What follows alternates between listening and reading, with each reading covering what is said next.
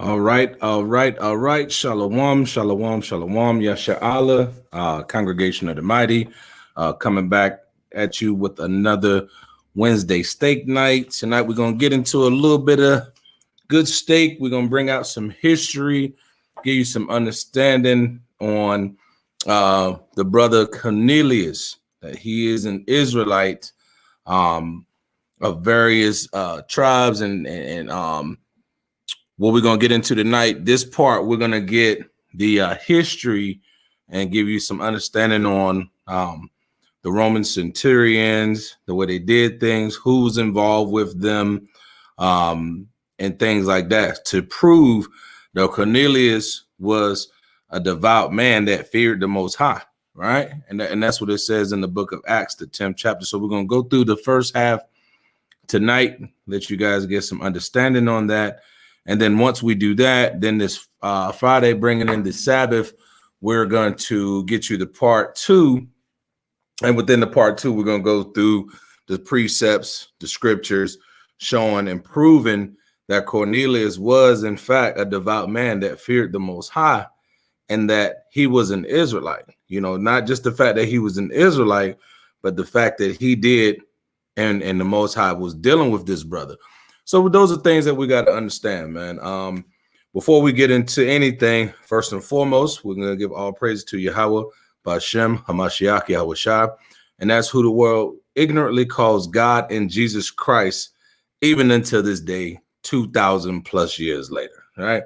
So some of the announcements that's coming out, happy, Feast of Dedication, Hanukkah or Hanukkah in the Paleo. That's big ups to everybody that's trying to keep these high holy days. It's the high holy day season. So yeah, man, get your menorahs together, man. Get with your family, break bread with the Akim and the Aqua, man. Shout out to all the brothers that's putting in this work, that's laboring in these streets, man, trying to wake up their people, trying to get them to come back to doing and keeping the law, statutes, and commandments of the Most High. So yeah, keeping the Hanukkah feast. One thing that we got going on, we're gonna start ours actually on the 8th of this month coming up. We're gonna go from that Tuesday on over. We're gonna have a fellowship in the Unity Camp out here in North Carolina with the Yahweh's camp. Some of the brothers and elders from the House of David will be coming in. We'll have brothers from Sons of Thunder will be fellowshipping. And then also some of the brothers that live locally that's members of Sakari. So if you want to get on with that, or if you need more information, you can hit me up at Congregation of the Mighty 821 at gmail.com. That's Congregation of the Mighty 821 at gmail.com. If you want to help with any of the donations or give alms, help us push the word, or if you want to just come out of fellowship, you can also hit the $ COM 821. My name will come up, Yazab Ben Yahweh. So that's just something that you can look forward to. Come out fellowship, man. Come out and rehearse, the righteous acts, so, and you can fellowship in the spirit of Psalms 133, right? So that's some of the things we got coming up. And we look forward to, this high holy day and this high holy season that we're in, man. This is very important, as these other nations, they're starting to fall. And as we start keeping these commandments, we going up. We seeing our nation trying to come back and build and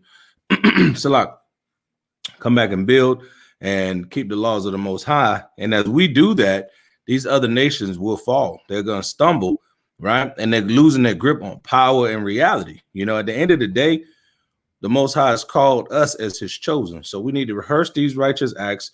We need to gather together before the decree bring forth, and we need to keep the law, statutes, and commandments and endure to the end. At the end of the day, it's all about the endurance, raising up your brothers, raising up your sisters, and coming back under the law as the lost sheep of the house of Israel, and keeping the will of the Most High and the Heavenly Father, right?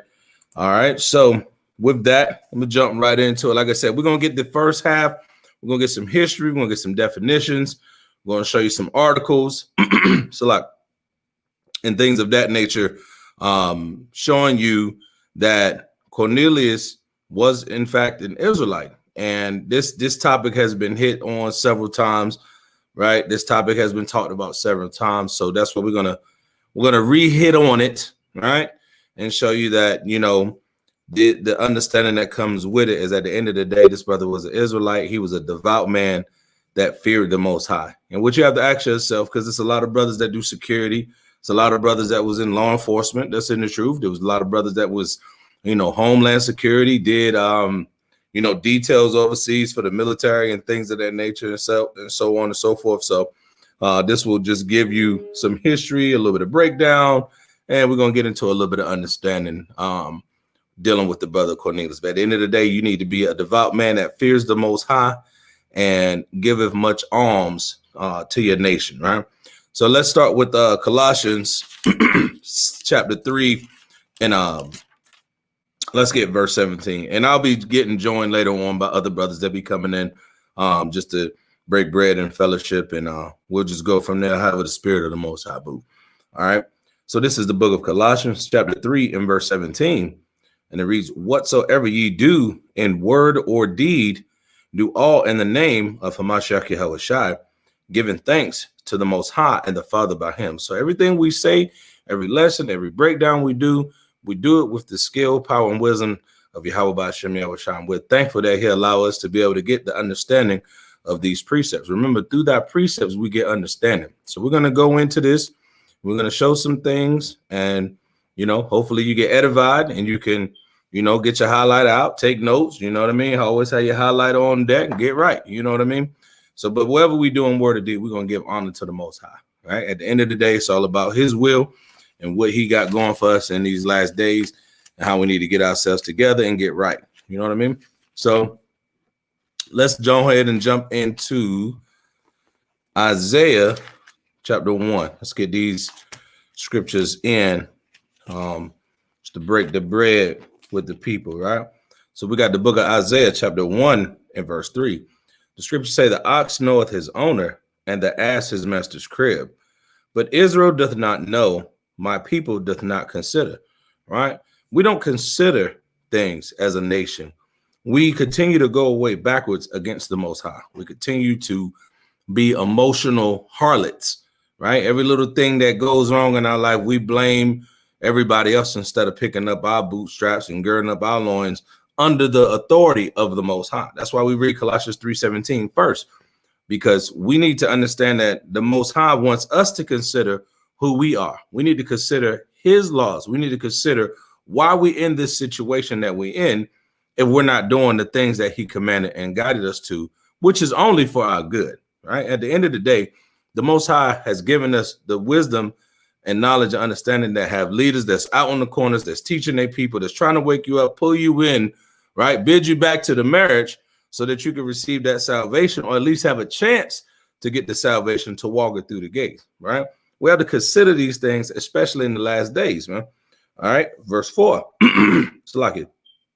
It says, a sinful nation of people laden with iniquity, a seed of evildoers, children that are corrupters, they have forsaken the Most High. And that's the issue. We have continually forsaken the Most High.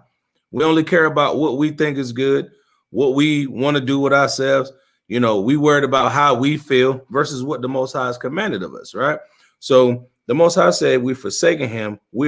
They have provoked the Holy One of Israel unto anger. The Most High is mad with us, man, because we continue to just do the same wicked things. We don't consider what's going on. We provoked our father, our power, right? And we are gone away backwards, right? We continue to go back to the old vomit, what we used to be. Man, when I was in the world, man, I used to do that, yada, yada. Man, no one cares about that. Are you keeping the will of the Most High now? That's what we got to get some understanding on. Are you keeping the will of the Most High now? So, like, let me get this other brother in real quick. Hey, Shalom, King. Shalom, shalom. Hey, Shalom, Yahawashi. Hey, Yahawashi, right? So this is my brother Hatamab and Gadite brother, powerful in the spirit, man. Like I said, that's all Jerusalem right here, man. This brother right here is a good dude. All praises for joining in, King. And we'll get into these scriptures. I'm just going down a little bit of the prefaces, and You know, I'm in Isaiah chapter 1 and verse 5. Salah. You can say something, King, real quick. If you got anything you want to say, let me get this real quick. Go ahead. Con, all praises. Yeah, the elder bringing it out powerful in the spirit. He said he in Isaiah 1. So let me turn there. Yeah, for those just tuning in, the elders in Isaiah 1. Let me see what he touching on. But yeah, the elders speaking on some good points. You know, we're just gonna keep going through the spirit. You know, whenever the elder hop back on. Very powerful brothers. Congregation of the Mighty out in Durham, North Carolina. If any brothers want to join, you know, just hit them up. You can get down with the congregation. But let me see. So the brother was going over Isaiah 1, and I read it. I start from chapter 1. The vision of Isaiah, the son of Amos, which he saw concerning Judah and Jerusalem in the days of Uzziah, Jotham, Ahaz, and Hezekiah, kings of Judah. Hear, O heavens, and give ear, O earth, for the Lord has spoken. I have nourished and brought up children. They have rebelled against me. So Israel has always rebelled against the Most High, right? So this is a prophecy that's going out. Verse 3, the ox knoweth his owner, and the ass his master's crib, but Israel does not know. My people does not consider. So you wonder why our people are not hearing the words of the Heavenly Father when brothers go out to teach, right? Because Israel doesn't know the owner. You got two animals that know their owner, but the Most High's creation, his people, doesn't even know, right? So I'm gonna go to the Sirach just to show that the Most High has already claimed us.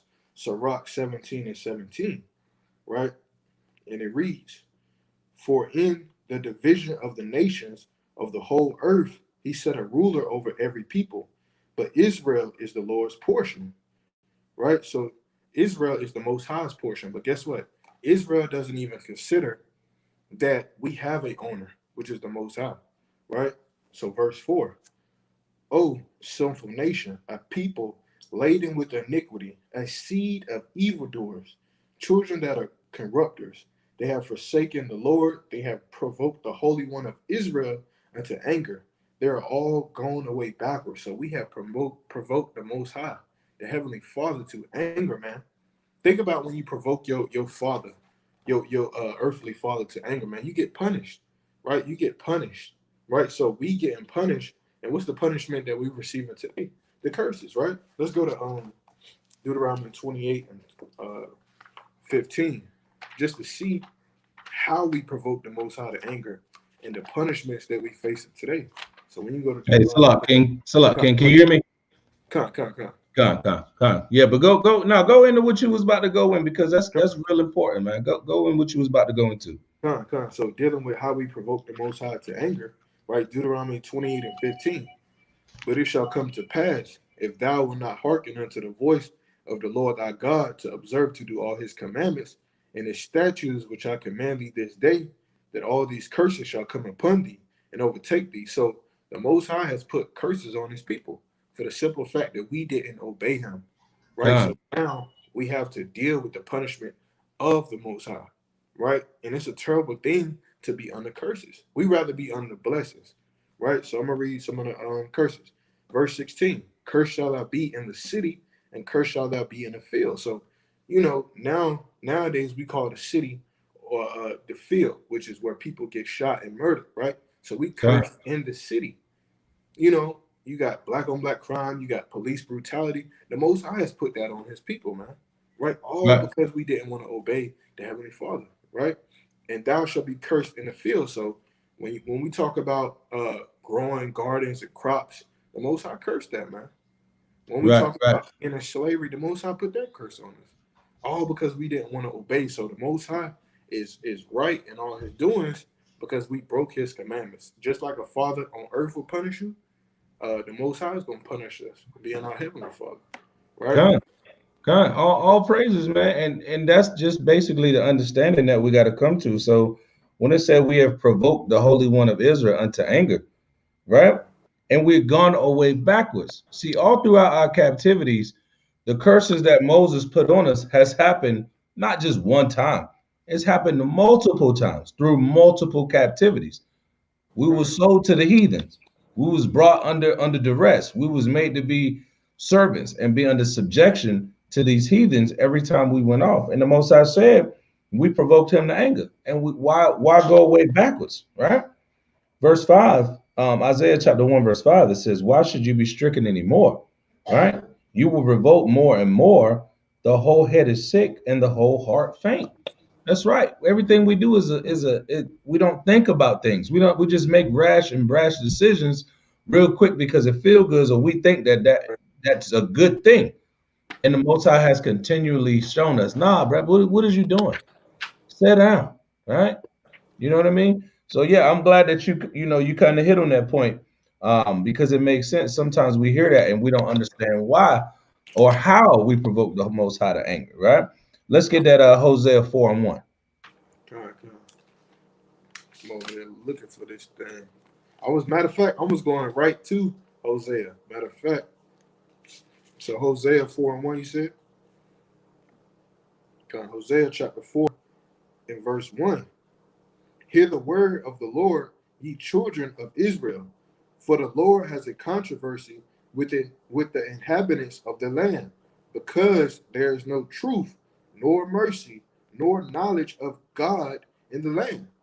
Read that last part again. There's no what? There's no truth, right? Nor mercy, nor knowledge of Yahweh in the land.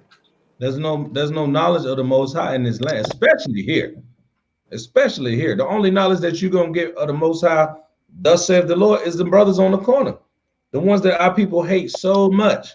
The ones that our people want to come against so much and backbite and slander and call the police on. And you know what I mean? Being a whole bunch of Mr. just foolishness and wickedness.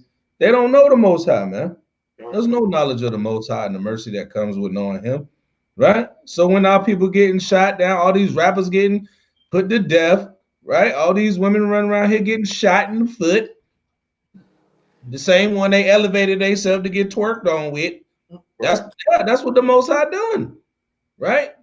Brothers is out here killing their women. The women out here killing their men, right? Our daughters getting kidnapped and snatched up. Our sons getting molested and raped. You know what I'm saying? What's going on? You know why? Because there's no knowledge of the Most High in his land. We're gone away backwards. We saw as children. We return into the vomit. And you hate the ones like they did of days of old. You hate the ones that showing you the right path. They hated the prophets, man. Kill that dude, because he's telling me I gotta change. Let me buck up against what this nigga is saying because I don't like the way he look. You see what I'm saying? Yeah. And that's the mindset of our people because they don't have the knowledge of the Most High. If they knew that the Most High was an austere man that was a killer, we wouldn't act that way. We wouldn't act the way that we act towards each other. Go ahead, King. I was gonna say, let's bring out Baruch 3 and 8. Because like you said, it's no knowledge of the Most High in the land. Right. So if there's no knowledge, it must be stupidity. Right. Right. So let's hit that Baruch 4 and 8. I mean that Baruch 3 and 8, and then let's jump right over to Baruch 4 and 1. Come on. Go ahead. Let me get this in the pocket. You got it pulled up? Yeah, I'm here already. Matter of fact, let me jump up real quick. Come on, go ahead. All right. So this is Baruch. I'm gonna jump up to verse 6, chapter 3 and verse 6. For thou art the Most High, our power, and thee, O Yahweh, will we praise, right? Remember, it said there's no knowledge of the Most High. So our people don't even know how to praise the Most High. Right. They don't know how to worship the Most High in spirit and in truth, right? Verse 4, Salak, verse 7. And for this cause thou hast put thy fear in our hearts. See, brothers like this, like Brother Hatama, brothers like me, you know, we're not bragging, but we fear the judgments of the Most High.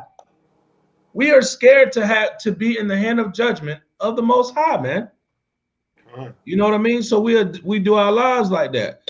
Hey, shalom, Ashaya, Yahawashi, Yahawashi, that's my brother, right? Right? That's what the brother said. Look what the brother said. Right?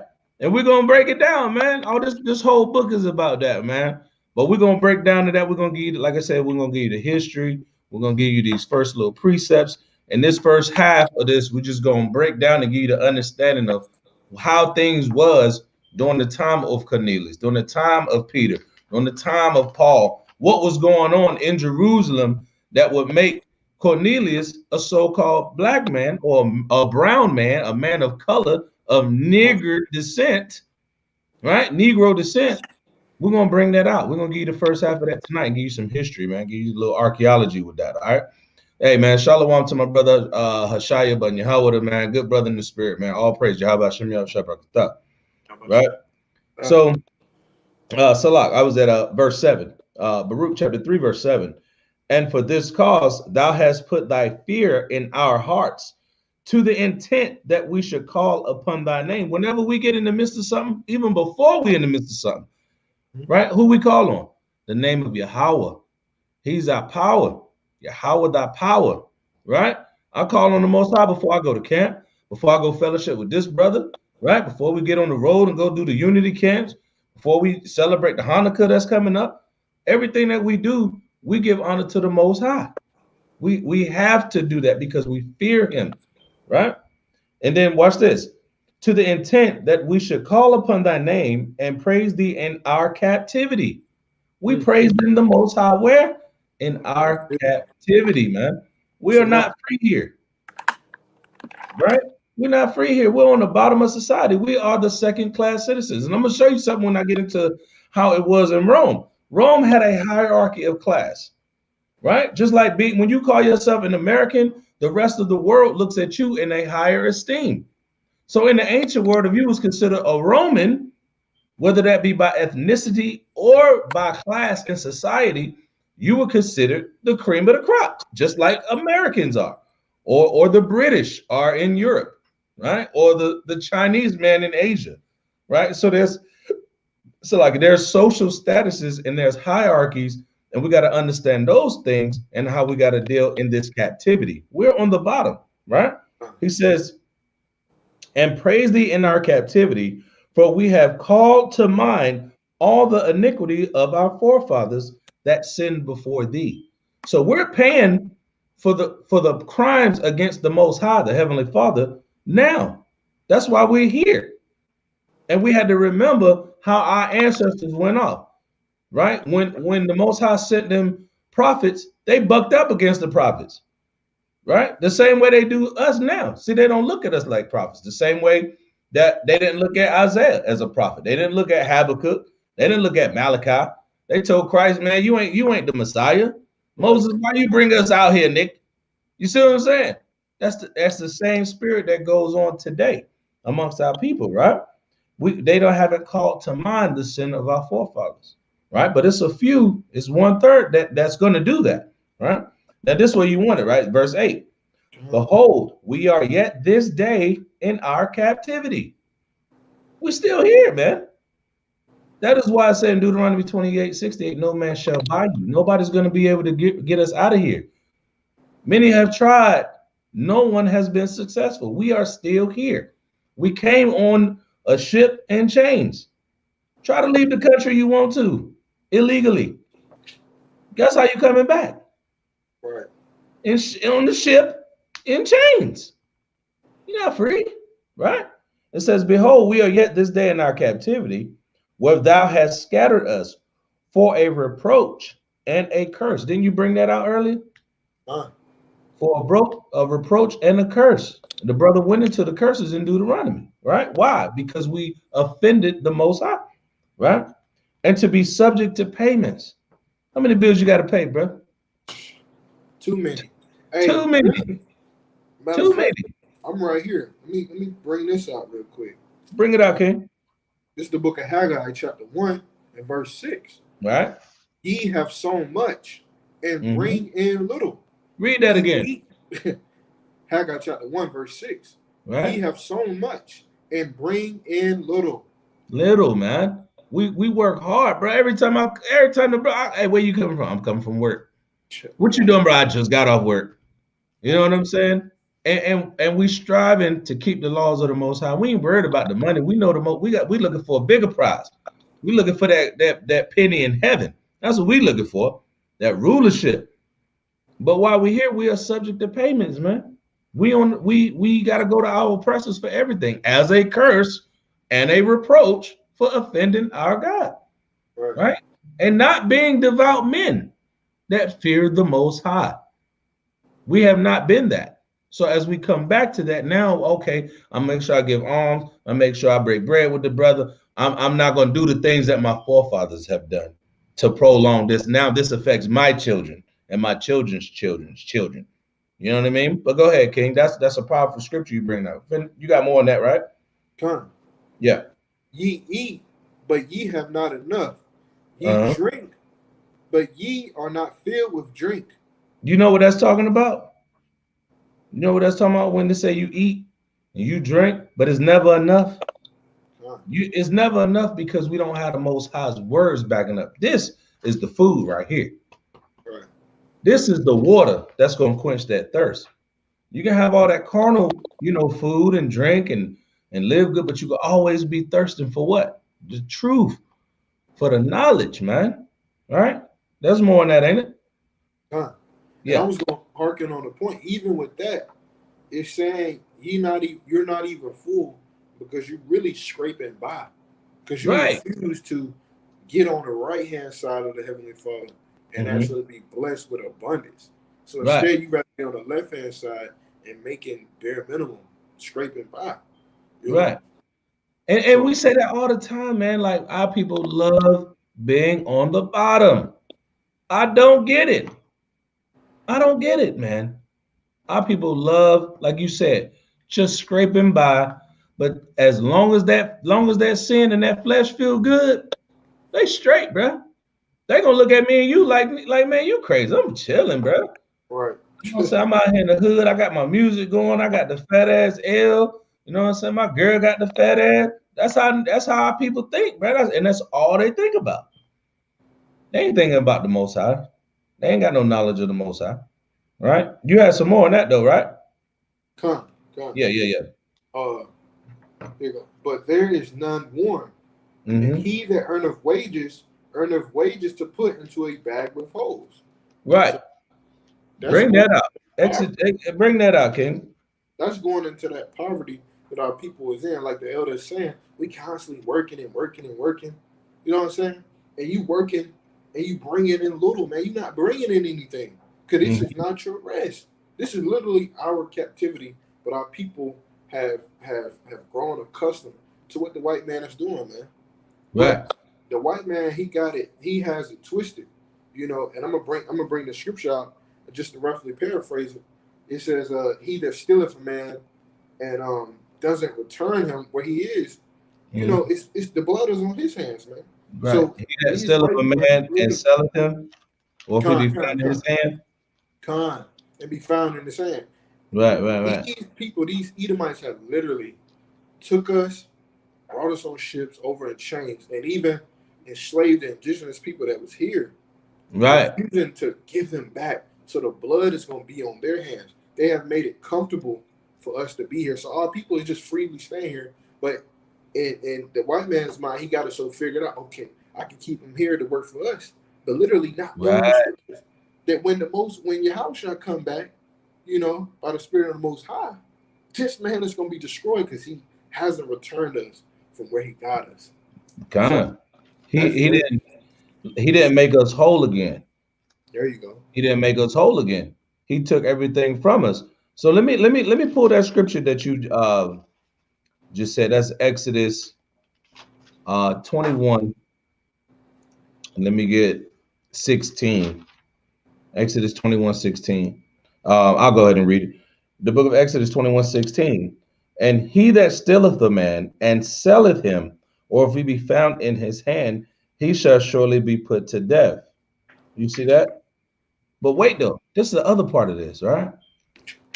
And he that curseth his father or his mother shall surely be put to death. When you curse the Most High and you curse the wisdom in these commandments, you're going to get put to death, man.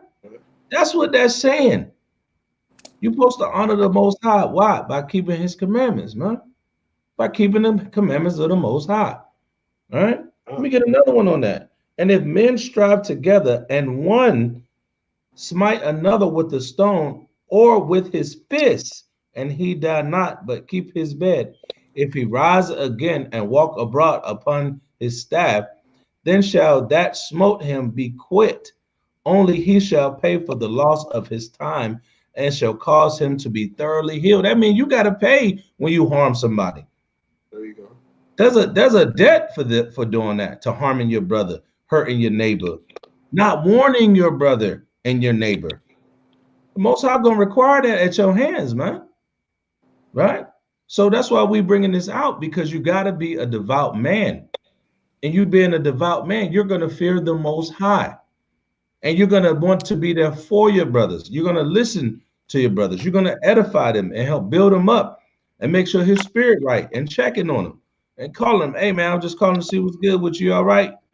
You know what I mean? Doing those things that the Most High commands of us, right? Let me give a shout out to the brother Uriel. Yasha, brother, powerful in the spirit, always come in. Hey, man, Shalom. Yahawashi, Yahawashi, Baraka thumb to you as also, man. Powerful brother in the spirit, man. If y'all got any precepts y'all want to throw in, we're going to jump right into this, man. All praise to the Most High, man. The water, all right? But like I was saying, man, we just got to have, in these last days, man, we got to be like Brother Cornelius, man. That brother was obedient in captivity, right? And I'm going to show you, he rose up in power. He was a man of the Italian band. Did that mean he was an Italian? Right? Was Paul a Roman? Right? Right. Right? When he was about to get beat, I'm gonna bring that out too, right? But he also said in Romans 11, what? He's an Israelite. So we got to see got to get the understanding on this thing, man. Right? So I'm gonna start out with, let me get some history real quick, because this part of this, we really want to just get some history and get an understanding, and then we're gonna get down to the scriptural breakdown in Acts the 10th chapter. Right? So let's get 1 Kings chapter 12 and verse 21. 1 Kings chapter 12 and verse 21. I'm gonna hit on it a little bit in some history, but if you got any other precepts you want to bring out, King, you go ahead and just give me a heads up, and we'll go ahead and go ahead with the next one. I'm enjoying the listen. You said 1 Kings? Yeah, 1 Kings chapter 12, and we're gonna rock out with 21. 1 Kings 12, 21. It's the book of 1 Kings chapter 12 and verse 21. Mm-hmm. And when Rehoboam was come to Jerusalem, right, he assembled all the house of Judah, right, with the tribe of Benjamin. So you see this was going on right here. There was a split, right? Rehoboam's burdens increased. The 10 tribes actually rebelled against the house of Judah, or against King David, King Solomon. And now there's that split, right? Read it again from the top. The book of 1 Kings chapter 12 and verse 21. And when Rehoboam was come to Jerusalem, right, he assembled all the house of Judah, right, with the tribe of Benjamin, and 180,000 chosen men, 140,000. Go ahead. Which were warriors. No, these was just some dudes that sat on the couch. Which were warriors. These was warriors, man. They went in and put in work. These was what you call killers, right? These dudes was trained warriors, right? Because the Most High is the Lord of hosts, armies, warriors, battle, right? Go ahead. To fight against the house of Israel. So he chose the house, he pulled the men of the house of Judah with Benjamin to do what? To fight against the house of Israel. Now you see that split right there, right? So we got to get the history of what happened, and why is Cornelius even in the Italian band? Why is he even a centurion further down the line, generations later? All right, go ahead. To bring the kingdom again to Rehoboam. To do what? Son of Solomon. To do what? To bring again the kingdom. To bring the kingdom again to Rehoboam, the son of Solomon. To bring the kingdom again. The kingdom of what? Israel. All the tribes. Right? So there's that split right there, right? Now let's get this. Let's get Hosea 1 and 9. Let's show you what happened after that split. After the 10 tribes went off, right? Let's see what happened. Let's get Hosea 1 and 9. Let's see what happened after the 10 tribes went off. Right? And Jeroboam had to tell the boys, like, hey man, y'all ain't about to be the Confederates. Yeah. We about to go to war out here. We one nation. We one people. We up under King Solomon, King David, right? We the nations of kings and priests. What's going on? Why y'all, you know what I mean? Y'all want to go off. So let's see what the Most High said. Let's get that Hosea, right? Chapter 1. Salaki. Page is kind of stuck, kind of tight. Gee. All right, go ahead. Hosea. This is the book of Hosea, chapter 1 and verse 9. Right. Then said Yahweh, call his name Lo-Ami, for ye are not my people, and I will be not and I will not be your power. Now we got to understand that. Read that again. Come. Then said Yahweh, call his name Lo-Ami, for ye are not my people, and I will not be your God. Now the question is, who is Lo-Ami? Right? Who's Lo-Ami? Right? That's Lo-Ami was representing the children of Israel, the so-called Northern Kingdom. And what the Most High say? And ye, for ye are not my people. The Northern Kingdom at that time, when they went off and split away, they became not the people. Go ahead. Come. And I will not be your God. And I will not be your power. So if the Most High is telling you that you ain't his people, right? And he is not your God, what are you then? You're a bastard. You're a bastard. You's a heathen. You's nothing. You's a heathen. You know why? Because you have a heathen mindset. I can get down how I want to get down. I could worship any God outside of this. I'm going to be a whore to the Most High. I'm going to be an adulterous, wicked Negro out here. All right? And that's no different than the mentality that we have here in America. Here in Babylon, anywhere that we scattered, we had that mentality. Oh, I'm an American. Okay, so you're doing what the Americans do. That means you can do whatever you want to. This is the land of confusion. This is Babylon the whore. You can get down whatever you want to do here. It's all good. Welcome to America. You see what I'm saying? So the Most High is calling them heathen. He said, I'm not your God. But then he tell the children of Israel in Joel chapter 2, Amos 3. Right? Get that Joel 2:27 real quick. This is the book of Joel chapter 2 and verse 27. And ye shall know that I am in the midst of Israel, and that I am the Lord your God, and none else. And my people shall never be ashamed. The Most High say his people don't supposed to be ashamed, right? But why is it right here in Hosea? He's saying, "You and I will not be your God. You are not my people." Why? Because they went off.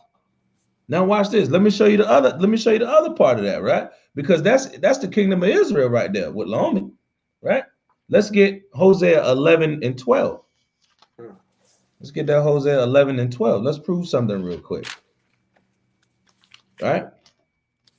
Watch this. The book of Hosea, chapter 11 and verse 12. Ephraim. Who? Ephraim. Ephraim, the so-called north, the chief tribe of what? The Northern Kingdom. Right? Go ahead. Come. Ephraim. Ephraim compasses me about with lies. With lies. Go ahead. And the house of Israel with deceit. And the house of Israel with deceit. But watch this. But Judah yet ruleth with Yahweh. But what? But Judah yet ruleth with Yahweh. But Judah ruleth with Yahweh. Watch this. And is faithful with the saints. And is faithful with who? The saints. So the Most High was still dealing with who? The kingdom of Judah. You see that? Because the Northern Kingdom had went off. That's why when you go into the prophecy in Genesis 49, right? Matter of fact, let me get that real quick. Let's get Genesis 49 real quick. Let's touch that real quick. Where you going? Right. Scepter shall not part from Judah. Yeah, right. Yeah, you know where I'm at. Genesis 49. I want to say that's around 8. Come. Yeah. Watch this. The book of Genesis, chapter 49 and verse 8. No, matter of fact, just jump down to 10. Come. Verse 10. The scepter shall not depart from Judah.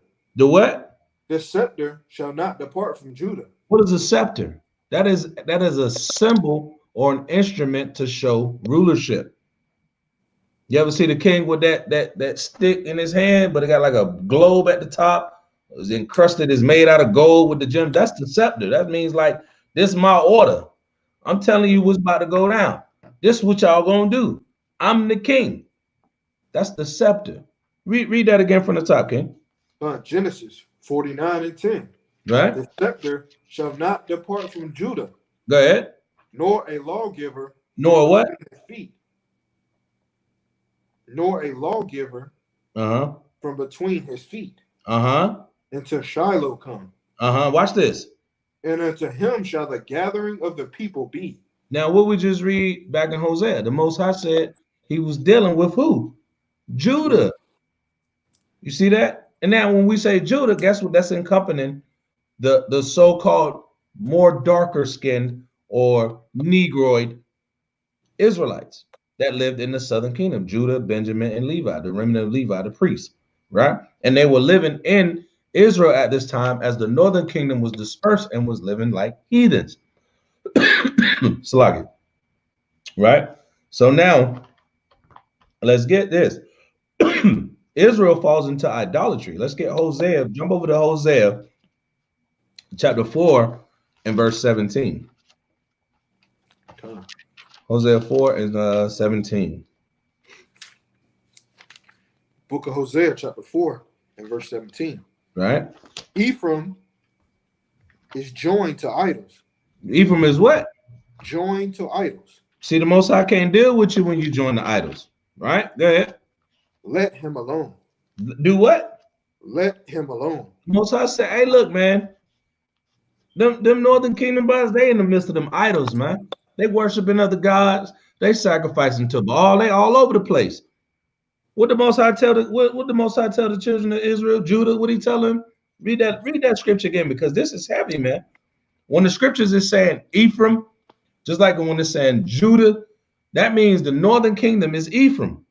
And everybody that falls on Ephraim is going to be Ephraim is the chief tribe of the northern kingdom.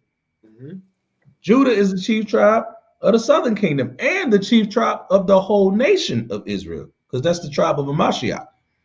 Right? Read that again, brother. Ephraim is joined to idols. Let him alone. Let him alone. Right? Go ahead.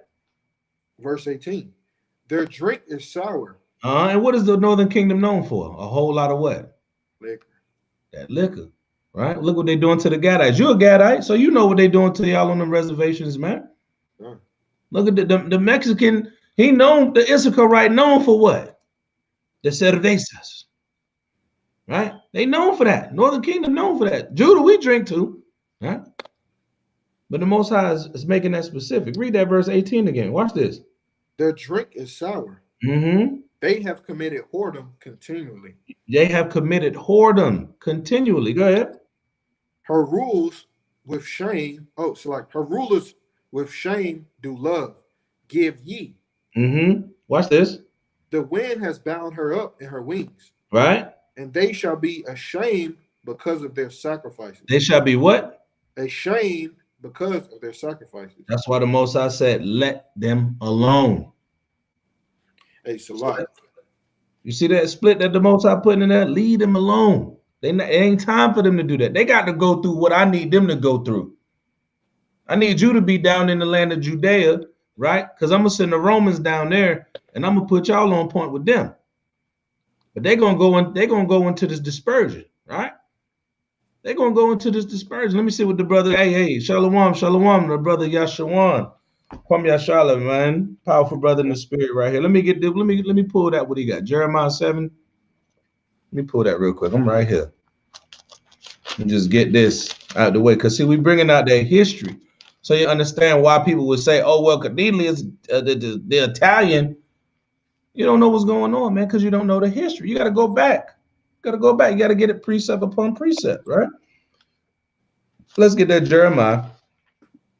The brother got 7 and 15. So like Jeremiah chapter 7 and verse 15. And I will cast you out of my sight as I have cast out all your brethren, even the whole seed of Ephraim. Right? Verse 16. Therefore, pray not thou for this people. What we just read? He said, leave them alone. Right here, he said, don't even pray for them. This the Most High. Right? He said, they ain't going to be my people. I'm not going to be their God. Right? He says, neither lift up cry nor prayer for them, neither make intercession to me, for I will not hear thee. That means the Most High ain't dealing with your ass. Usually heathen now. He like, don't even bring them up, don't even talk to me about them. They going hella off. Right? I talked to my rib, man. I told her, I was like, man, hey, you a guy, because my rib a guy, right? I told her, I was like, man, they was over here with totem poles, and frog lizard worshiping the sun. I was just gonna say that. Yeah, man. And you a guy, right? Give me some of that. Bring me your testimony. You of the Northern Kingdom. And what's so crazy is, you know, when we came over here to the Americas, a lot of people, you know, like the Most I say we joined to idols. You see a lot of Indians and even like predominantly the whole Northern Kingdom worshiping the sun. You know, they say son of God, because they literally worshiping the sun. You know what I'm saying? Really taking traditions from the land of Canaan. You know what I'm saying? Like doing what the Egyptians was doing and the Canaanites was doing. And then even with the sacrifices, like we reading in 19, shall be ashamed because of their sacrifices, cutting the heart open, you know, stabbing them in the chest, all that type of stuff. Pouring the blood down the temple steps. There you go. Even with the whole pyramid joints, you know, they was trying to figure out ways to how to get back to the Most High, per se, by doing the pyramids, the sun, worshiping the sun, the moon, and even like Mother Earth type joint. But what's so spiritual is, you know, they would call the spirit mother, and you know, when you go into the Apocrypha, it say the Holy Spirit is like a mother. So they had ways of, you know, communing still to the Bible, but the Most High wasn't dealing with us, man. Right. So they was disconnected. Right. They disconnected. But you know, even from Louisiana and all that type of stuff, the sacrifices there, the voodoo, all that. You know, a lot of our people, man, you know, from the northern tribe. Let me bring that out in scripture, exactly what you just said. Everything that you just said, the brother Yahshua is on, and he Judah. Yahshua Judah, right? You know him personally, right? Yeah. So this ain't just no random dude. We know this brother right here. And the spirit bear witness, because Jake was going off too. Don't get it twisted.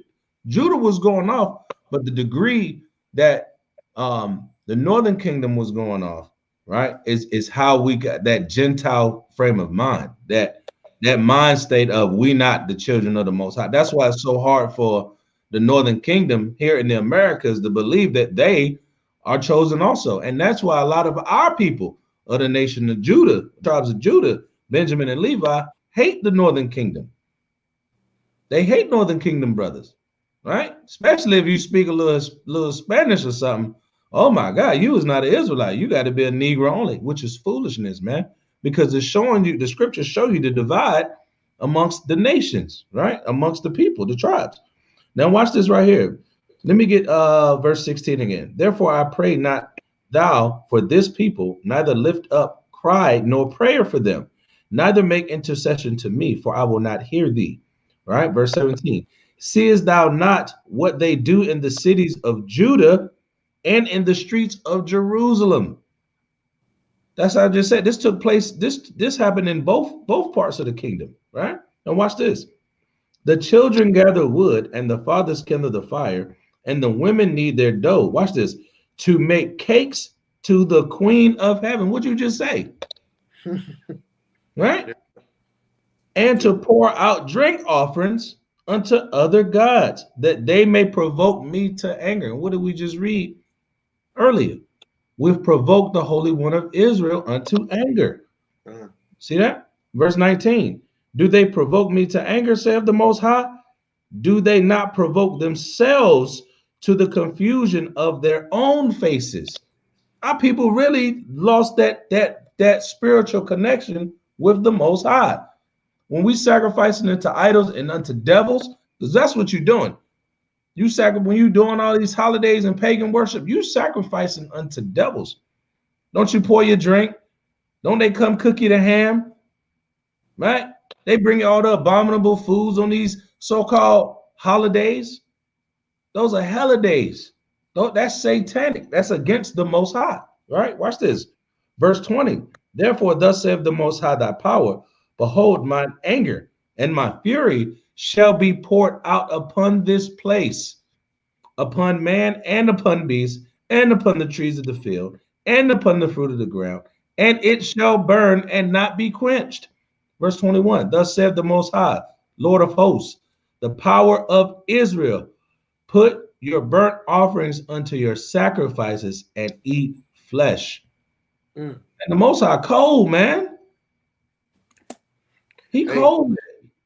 Hey, they was literally matter of fact, you know, I just want to bring this out. That was really a curse, man. You know what I'm saying? That's a curse.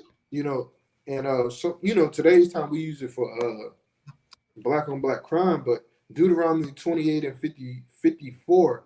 And I started I'm gonna start at 53 because the context is the eating of the flesh. You know, I just want to bring this out real fast. Deuteronomy 28 and 53. Right. Thou shalt eat the fruit of thy own body. Read that again. Read it again. And thou shalt eat the fruit of thy own body. And the flesh of thy sons and thy daughters, which the Lord thy God has given thee in the sins and in the straightness, wherewith thy enemies shall distress thee, so that the man that is tender among you and very delicate, his eye shall be evil toward his brother, and toward the wife of his bosom, and toward the remnant of his children where he shall leave. So the context of that scripture is really that evil eye. That nigga want to eat you, man. Right. Because that's all he got left. And the Most High has said that. You're going to eat your own flesh. You're going to eat the same kids that woman is pushing out. Y'all finna put that on the plate, man. Yeah. Who's going to eat who? And you know when you can really get the example that when you really go into the history of what the Romans did during 70 AD, the siege of, you can look this up. Look at the actions of the Romans during the siege of Jerusalem. They starved Israel out. Those who didn't flee when Christ told them to flee in the book of Luke, and he said, go to the mountains, get the hell out of there. Because the prophecy is going to happen. And we know them Romans, the Roman band in which the brother Cornelius we're going to get in, them boys was some killers, man. The militaries of the world based their militaries off of the same strategies that Rome used. The same exact ones, the phalanx, right? Having the chariots, right? Having air superiority. They had eagles scouting and flying around. It's the same mentality, man. Numbers, heavy defense, heavy armor, have the most strongest weapons, the weapons grade technology. That's his blessing. So we got to understand, that's why we're getting into this history, and we're going to line it up with the scriptural, breakdowns of it. But let me give a shout out to the brother YHWH, Judah, man, Jeremiah chapter 7:15 and verse 21. Get that history, man.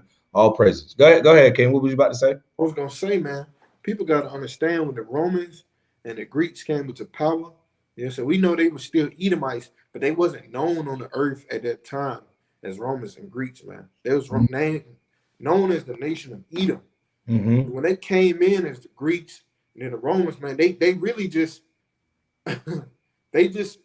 renamed themselves and really rebuilt themselves and really tapped in to that blessing that they got. The blessing of the sword, man. Even Esau being basically having no morals, man. A man that can just slaughter thousands. Even when you go in the first Maccabees dealing with the Greeks, man.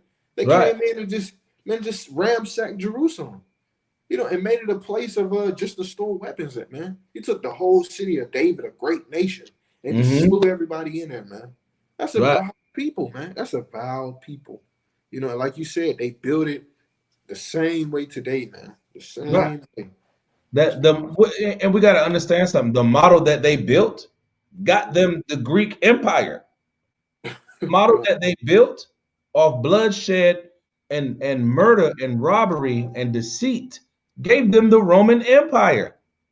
That same empire allowed them to build up the Europe. That same mindset and mentality allowed them to build the America that we see today.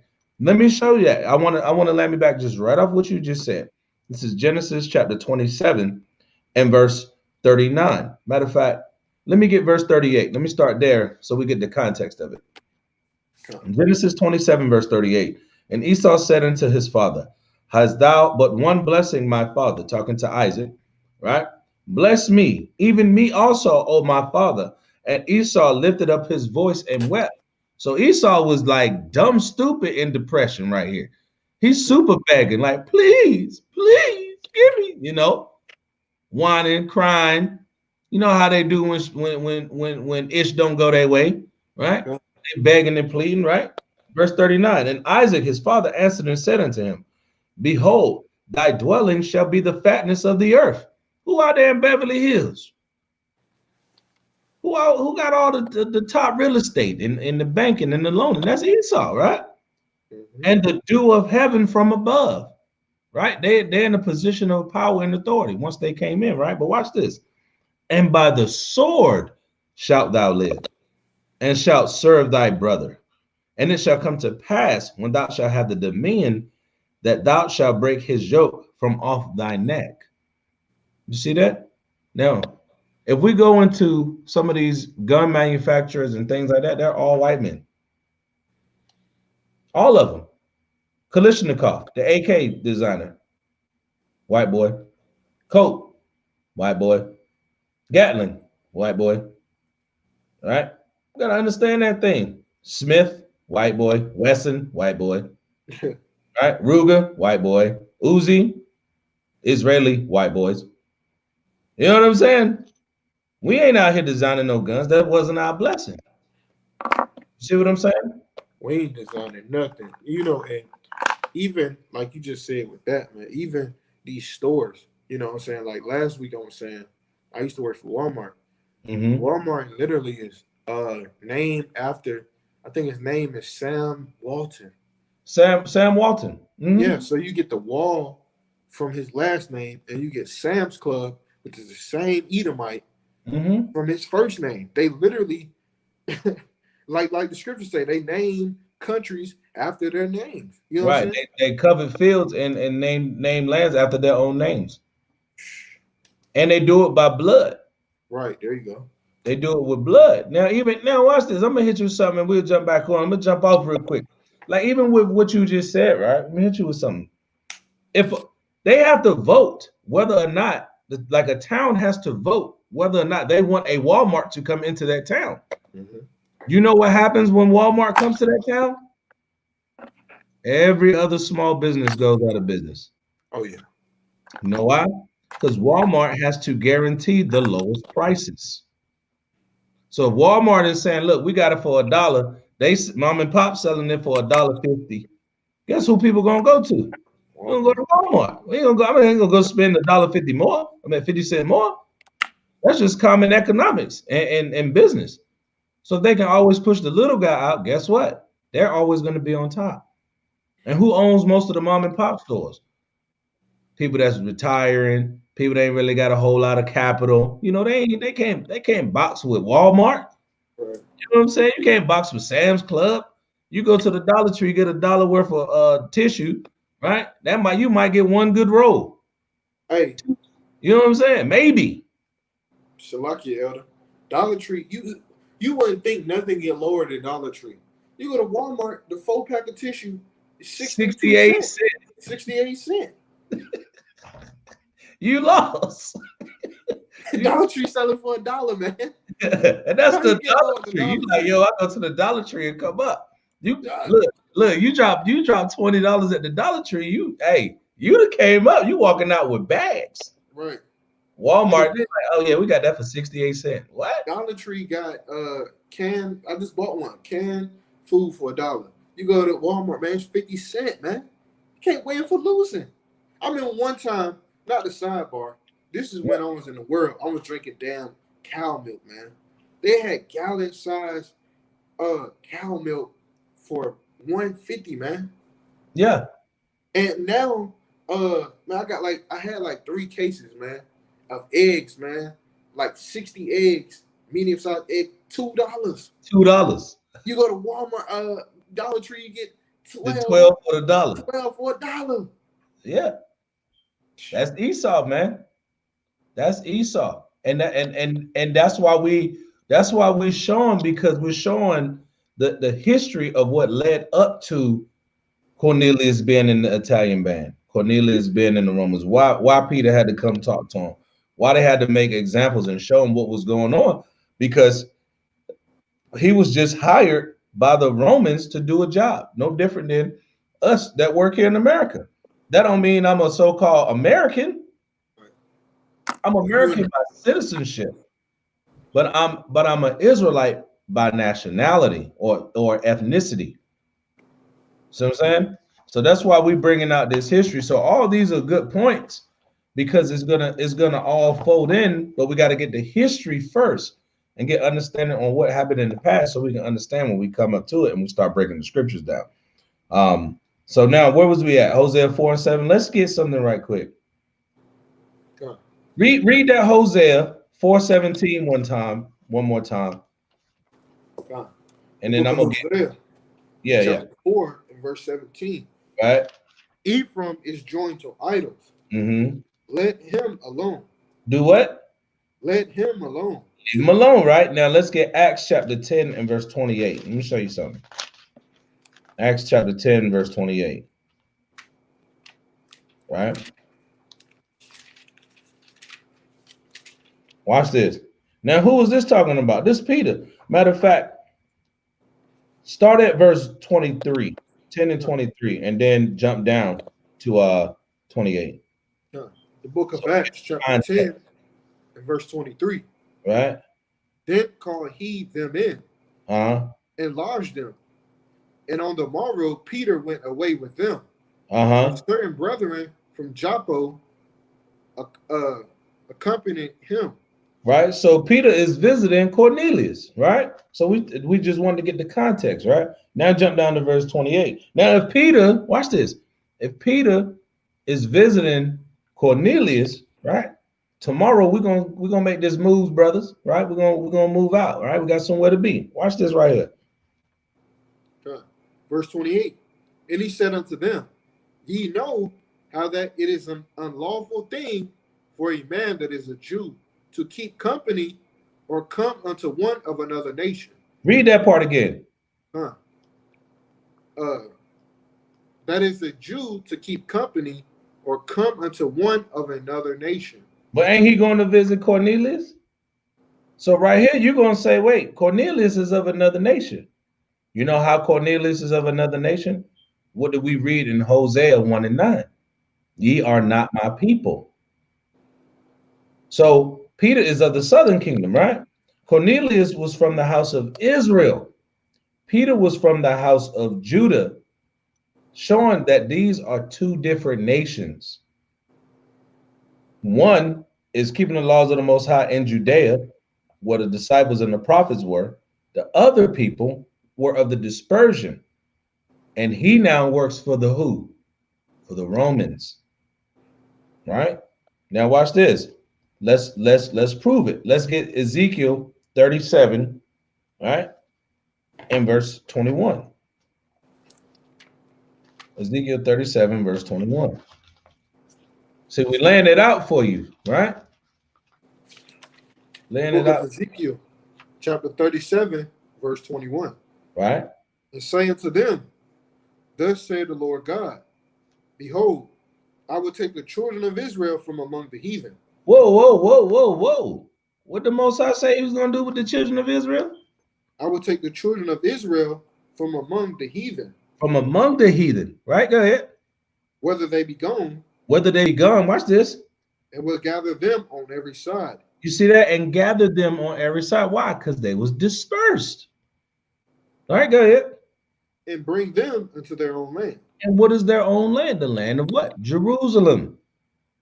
Go ahead. Verse 22. And I will make them one nation. Whoa, whoa, whoa, whoa. He said what? And I will make them one nation in the land upon the mountains of Israel. Upon the mountains of Israel. And watch this. And one king shall be king to them all. And they shall be no more two nations. Would you see that? They shall be no more two nations. Go ahead. Neither shall they be divided into two kingdoms anymore at all. Anymore at all. But watch this though. Remember, we read the history, right? Well, we showed that the northern kingdom got off into what? Idolatry. Idolatry. Go ahead. Verse 23. Neither shall they defile themselves anymore with idols. Read that again. Neither shall they defile themselves anymore with idols. With their idols. Go ahead. Nor with their detestable things. Nor with any of their transgressions. Why? Go ahead. But I will save them out of all their dwelling places, wherein they have sinned, and will cleanse them. So shall that be my people, and I will be their God. And I will, you see that? And the Most High said, he said, then I will be their God. So that's showing you, this is why Peter said in the book of Acts, chapter 10 and verse 28, it's not, we can't be chilling with y'all because this prophecy hasn't happened yet. We ain't supposed to be out here chilling with y'all. Y'all some heathens, man. Y'all out here running around. Y'all out here running around. What's going on? Y'all, we can't be hanging around with y'all. Why? Because y'all look like the heathens. Y'all, the Most High looks at them no different than us going over the Moabs, right? And getting some of the hairy wings. We don't know where that came from. You know what I'm saying? Going over here getting some of the sushis. You know what I'm saying? Eating the pork sandwich, you're no different. It's no different. You still living like the heathen.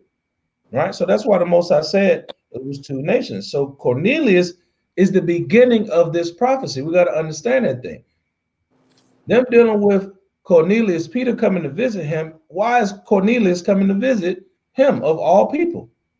Because Cornelius was an Israelite living and serving as a Gentile, but he also was a man that feared the Most High.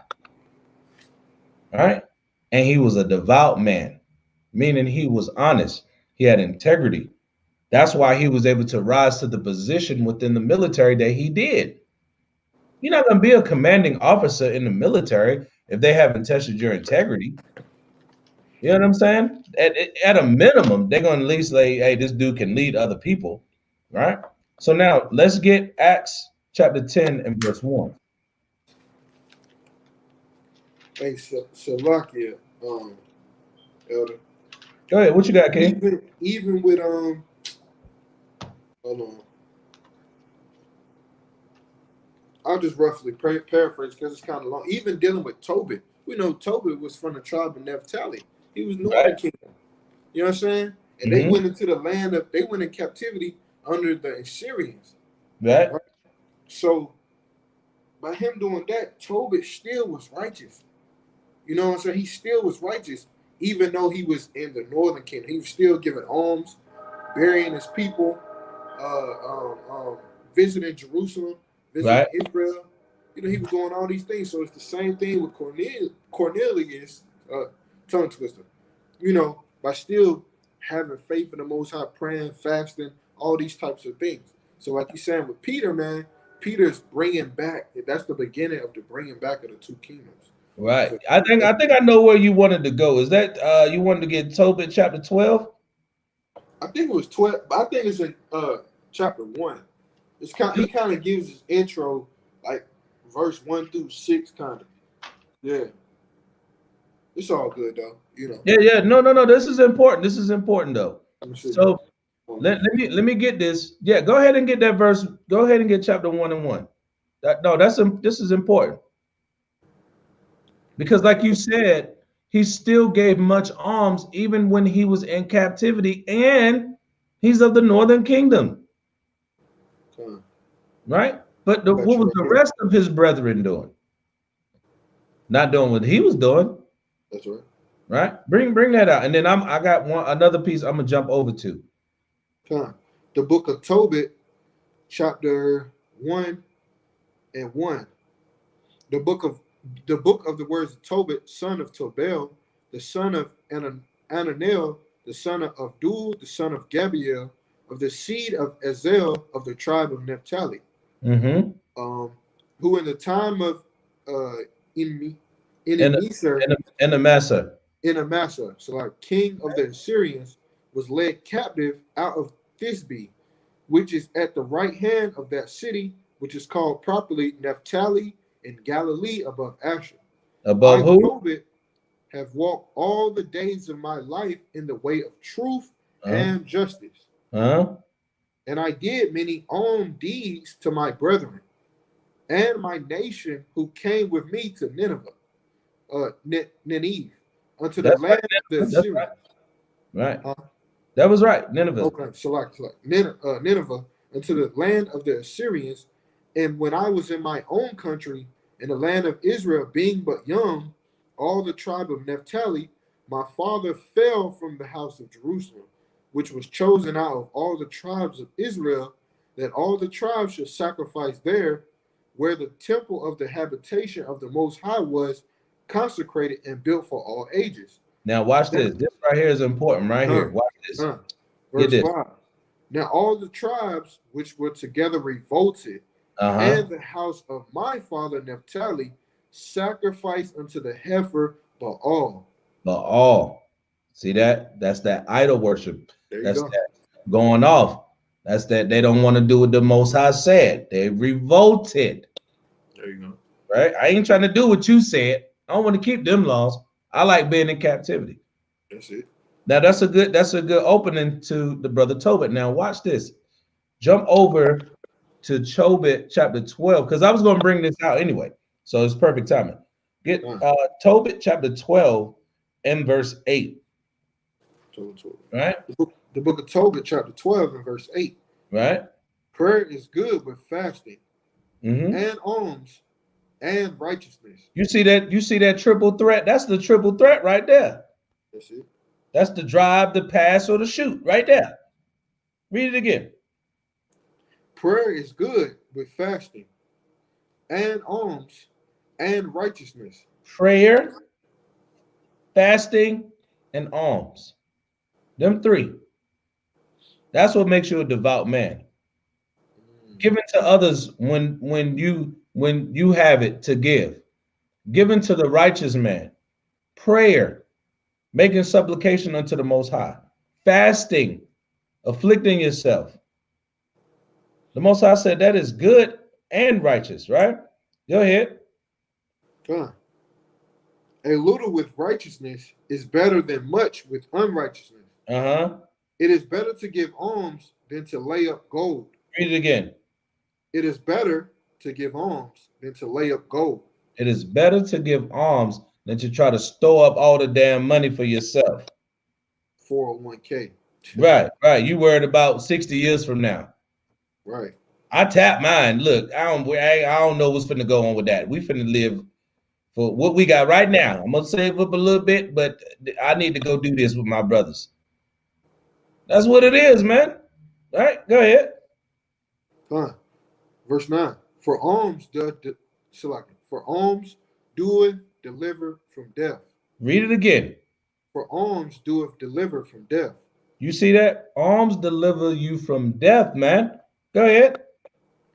And shall purge away all sin. You know why? Because you giving to your brother. You being a help. You being a blessing through the spirit and power of Yahawashi to your brother. Right?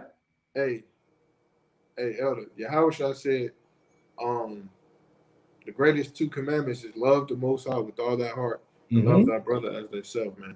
Right. You know what I'm saying? That's literally, you don't have to wait till the Day of Atonement to get your sins forgiven, man. Just love your brother as yourself. Give alms to your brother. Right. Help a brother out. Help your brothers out, man. Be there for them. This thing is a struggle and a walk, because guess what? If one of us is behind and one of us fail as a people, we all look bad, man. That hurts all of us. We are a nation. That's the problem we don't have with understanding who we are, man. We're a nation of people, right? Let me get some more on that. Get that. I'm gonna read that verse 9 again. You still there, King? God, I have to get some water. No, you good, because I'm about to bust this bottle down too. It said, yeah. Read that verse 9 one more time and then go down. Tobit chapter 12, verse 9. Right? For alms doeth deliver from death. Right? It shall purge away all sin. Right? Those that exercise alms and righteousness shall be filled with life. Shall be what? Filled with life. Filled with life. Go ahead. One more. Get that last one. But they that sin are enemies to their own life. They that sin are enemies to their own life. Damn. So let's try being devout men. Let's try fearing the Most High. Let's try to do the things where we give alms to each other and help each other and help our brethren, right? Like the brother right here, brother Gayal, Yashala, man. Shalom, brother, man. All praises, congratulations on the new young prince we got in the nation of Israel. And like I told this brother, man, hey, man, you need anything? Look, I know he a good dude. I know he's gonna be a great father because he's gonna raise his son in these precepts. That's it. But guess what, brother? If you need anything, let me know. And it's nothing, man. You know what I'm saying? And that's the mentality that we gotta have with our brothers, man. Right? That's how you show the Most High that you devout and that you fear Him, man. You know, that's the main thing. That's the principal thing, man. All right. So yeah, Shalom. Congratulations, brother, on the new young prince, the new addition to the nation of Yasha'Allah, man. That's a beautiful thing. If you need me, let me know, man. All praise to Yahawashi. All right. All praise. Now let's get Acts chapter 10, verse 1. Let's read like how let's go ahead and jump into what Cornelius is. Like I said, we're gonna get most of the history, get a little bit of the breakdowns, get the understanding tonight. And then when we come back Friday, we'll establish, you know, the undenying facts. I mean, we're gonna prove it anyway, pretty much right here. But this is just because it's so long, such a long chapter, we're gonna break it down, you know, precept upon precept. So let's get Acts chapter 10 and start at verse 1.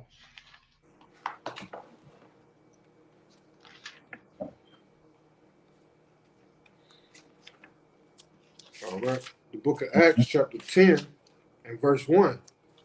There was a certain man in Caesarea called Cornelius, a centurion of the band called the Italian band.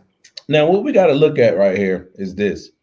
When it says a certain man in Caesarea called Cornelius, a centurion of the band called the Italian band. Now, is that talking about he's an Italian? Right? Is that just saying, you know, he was a man that was born of ethnic Rome? He was a so-called Edomite. Let's see. Let's get the definitions of some of these things, right? So let's get the definition. Let's get the definition of what a centurion actually is. All right. This is a centurion. All right. And it's simple. All right. It's a simple understanding. It's not hard to get this. All right. Let me share my screen. All right. Share screen. Let me get one of these and hold on. All right. Can you see that, King? Can y'all see that? It's small on my end. It's small on your end. I can read it. All right. So I got it. I'm gonna just call out and read. This is the definition of a centurion.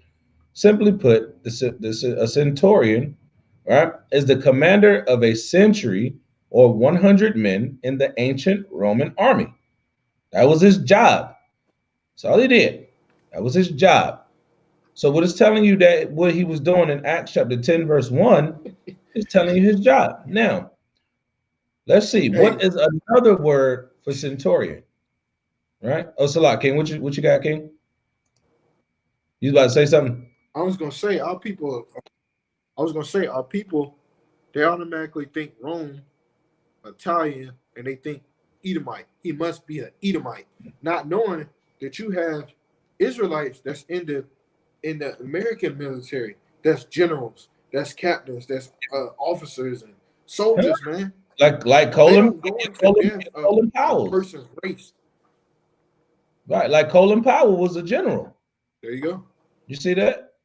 He's in the security force. Now watch this right here. I don't know if you guys can see it, so I'm gonna just read it to you. It says, "What is another word for centurion? Need synonyms for the word centurion. Here's a list of similar words from the thesaurus that you can use instead. Now, watch this. A police officer or member of law enforcement. Officer, policeman, constable, detective, cop.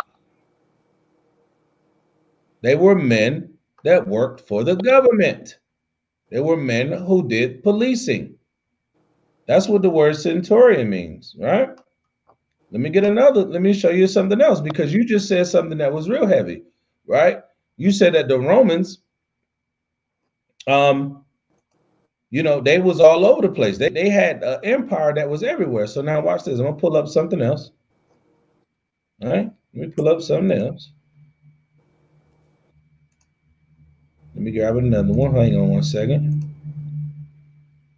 All right. Just bear with me. I'm trying to get this jump popping, right? Okay. All right. Now this an article from the BBC. This the British newspaper. That's like the British CNN, I guess you could call it. All right. Let me just read it down, right? It says the Roman army was the largest and meanest fighting force. Can you see that? Am I on the screen with it?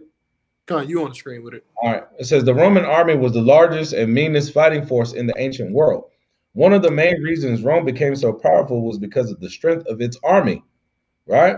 And we know who the best warriors and fighters are. We read that back when Israel had a split. It was 140,000 of them, right? All warriors, right? It conquered a vast empire that stretched from Britain all the way to the Middle East. The army was very advanced for its time. The soldiers were the best trained, they had the best weapons and the best armor. Being a soldier was a serious business. When the Romans invaded Britain, their army was so good that it took an army's 10 times its size and won. You see that? So that's showing you that Esau's blessing and his technology, it was going to allow him to conquer and have the dominion and the dew of heaven. That's showing you that, right? Now watch this right here. Who was in the Roman army? Only men could be in the Roman army. No women were allowed. But what does America say? See that? The confusion. There were two main types of Roman soldiers, legionnaires and auxiliaries. Watch this.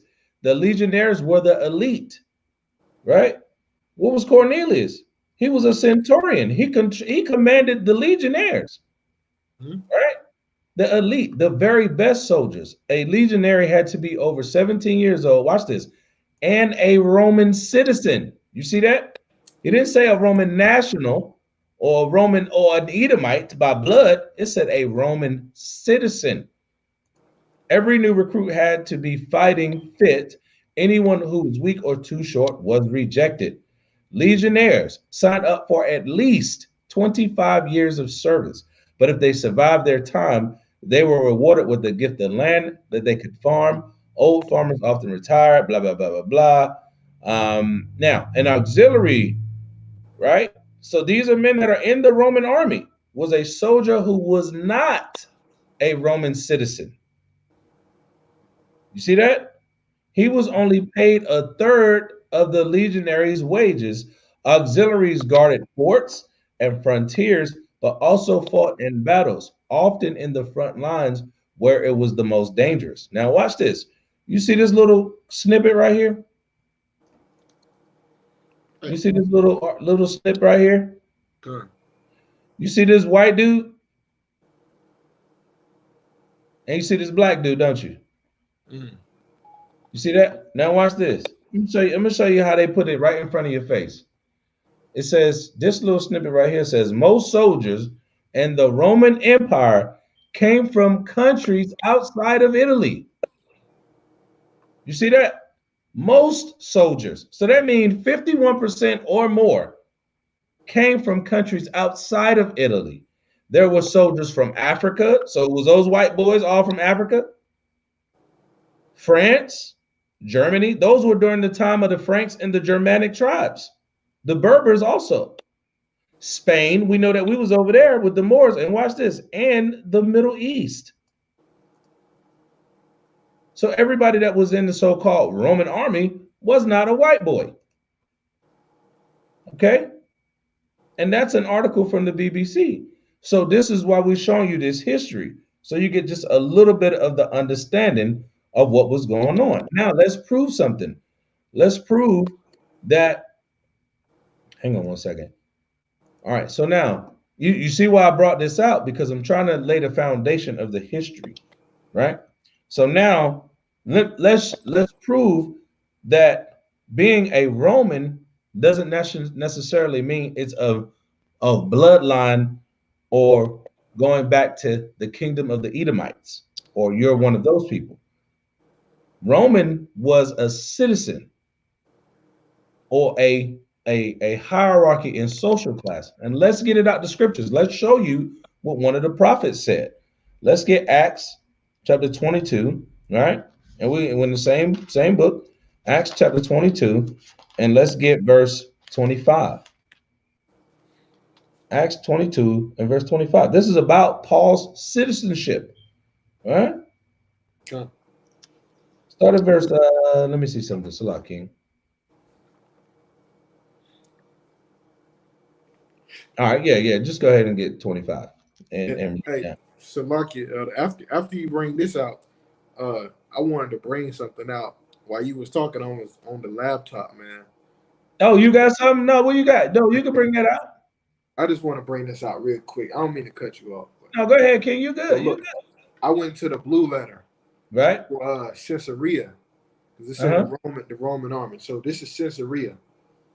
Caesarea of Philippi was situated at the foot of Lebanon, near the sources of Jordan and Galanistis, and formerly called Panis, but afterward being rebuilt by Philip the Tetrarch, which is an Edomite, it was called by him Caesarea in honor of Tiberius Caesar. Tiberius, right? Tiberius, like Tiberius Caesar. So they named that place after a Caesar.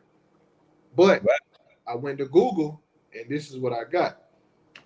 Don't hold me to it, but this is what it say. Ancient Lebanon, the area now known as Lebanon, first appeared in recorded history around 4000 BC as a group of coastal cities in heavily forested hinterland. It was inhabited by the Canaanites, a Semitic people whom the Greeks called Phoenicians. And we know Phoenicians. Phoenicians, so like Phoenicians, right. We know that the Canaanites were dark-skinned, melanated people. Right. And you said that was where? Lebanon. Can you see this on the map? This is called the Middle East, guys. This is the land of the Middle East. Remember, we just read in the article. So look, the Romans over here. Rome is here. Look how far that is. That's Rome. Right. You had to go through all these. Turkey, those are dark-skinned, brown-skinned people. Syria, people of Iraq. And guess who's right there? Who's right there? Israel. Lebanon, Damascus, Beirut. Watch this. Tel Aviv. Jerusalem. Israel. Hey, like I said, all people just straight think of just Edomite, man, not knowing that, man, this is in Israel, in Jerusalem, dealing with melanated people. So many people was in those lands, man. You just automatically think Edomite. Right. The same way America. If you in another country right now and you think America, you're gonna think some rich white dude with a suit on. Yep. But when you come here, you see it's black folk running around, Chinese folk. Yep. And guess what? Watch this. I'm gonna hit you with this. those people were also conquered by the so-called white man. Yep. And then enlisted them into their military. Look at this right here. I got another map. It's funny that you brought this up because I actually had this kind of in the side cards, but I mean, this now is the perfect time to bring it out. Watch this right here. All right. So now you see this right here. Can you see that?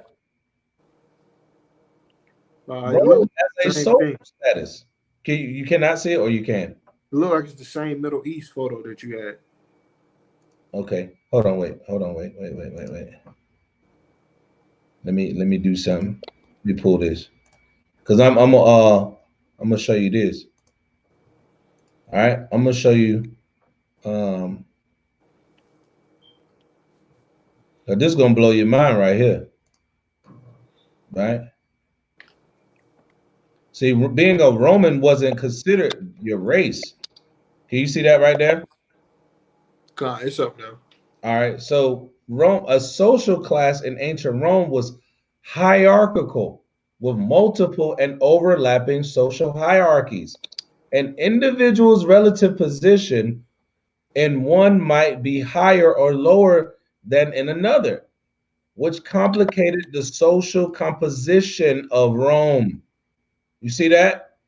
It was a complicated composition of Rome, just like in America. We know who the so-called elites are, right? You know what? The ones who are, they're not the elite, but they wealthy, right? And then after that, you got the middle class. And then right below that, you got the lower middle class. Then you got the poor and impoverished. You see that? Now watch this right here. The status of freeborn Romans during the Republic was established by ancestry. You see that? It was established by your ancestry, meaning by bloodline. Right? At that time, social status determined how Roman citizens dressed. When you think about in America, right? You know that the wealthy folk, they walking around with the Louis Vuitton and the Chanels and the, you know what I mean? They walking around with the best gear. Nothing's changed. Watch this. Legal privileges. You see that? The legal privilege that they had, even were they that sat at public events, right? Front row seat, courtside. Those is for the people who are on a higher social status, right? Citizens were not equal under Roman law. Now, America tells you that citizens are equal, right? And hell no, you're not. It's not equal, right? Because it's how much money you got. It's about who you are, your social status. Let you commit the same crime that a celebrity do. The celebrity gonna get off. Why? Because his social and economic status is higher than yours. That's just the way it is. Watch this right here, though. Non-citizens and slaves were considered beneath even the lowest citizen. Let me read that again. Non-citizens and slaves. Are we considered, is the black man considered citizens? The damn sure was the slaves were considered beneath even the lowliest citizen. So that white man trash, he's got more pull than you. You understand? They have more pull than you. Why? Because they are of that bloodline. So not everybody is of that bloodline just because you live there. Right? You're a citizen, not a national. I just wanted to bring that part out because what the brother said is so heavy. We showed that when they conquered all these lands, they said they had people in their military from the Middle East. Those was brothers that was in there. So now, when we go into Cornelius, it's starting to make a little bit of sense. Like, wait, just because he was in the military and working for the Romans, because remember, the Romans had power beginning over Israel in what, 65 BC? I think it started around 60, 65 BC. See what I'm saying? All the way to the time of 70 AD. The Romans occupied Israel. Remember, Herod was the king. His authority came from the Roman Empire. Herod put out the decree to kill Yahawashi. Remember? You see that? Herod was under the Romans. An Edomite. An Edomite. Herod was an Edomite. You see what I'm saying? Now, let's get this. Did you have anything else you wanted to bring out, King, before we jump over there? I'm good.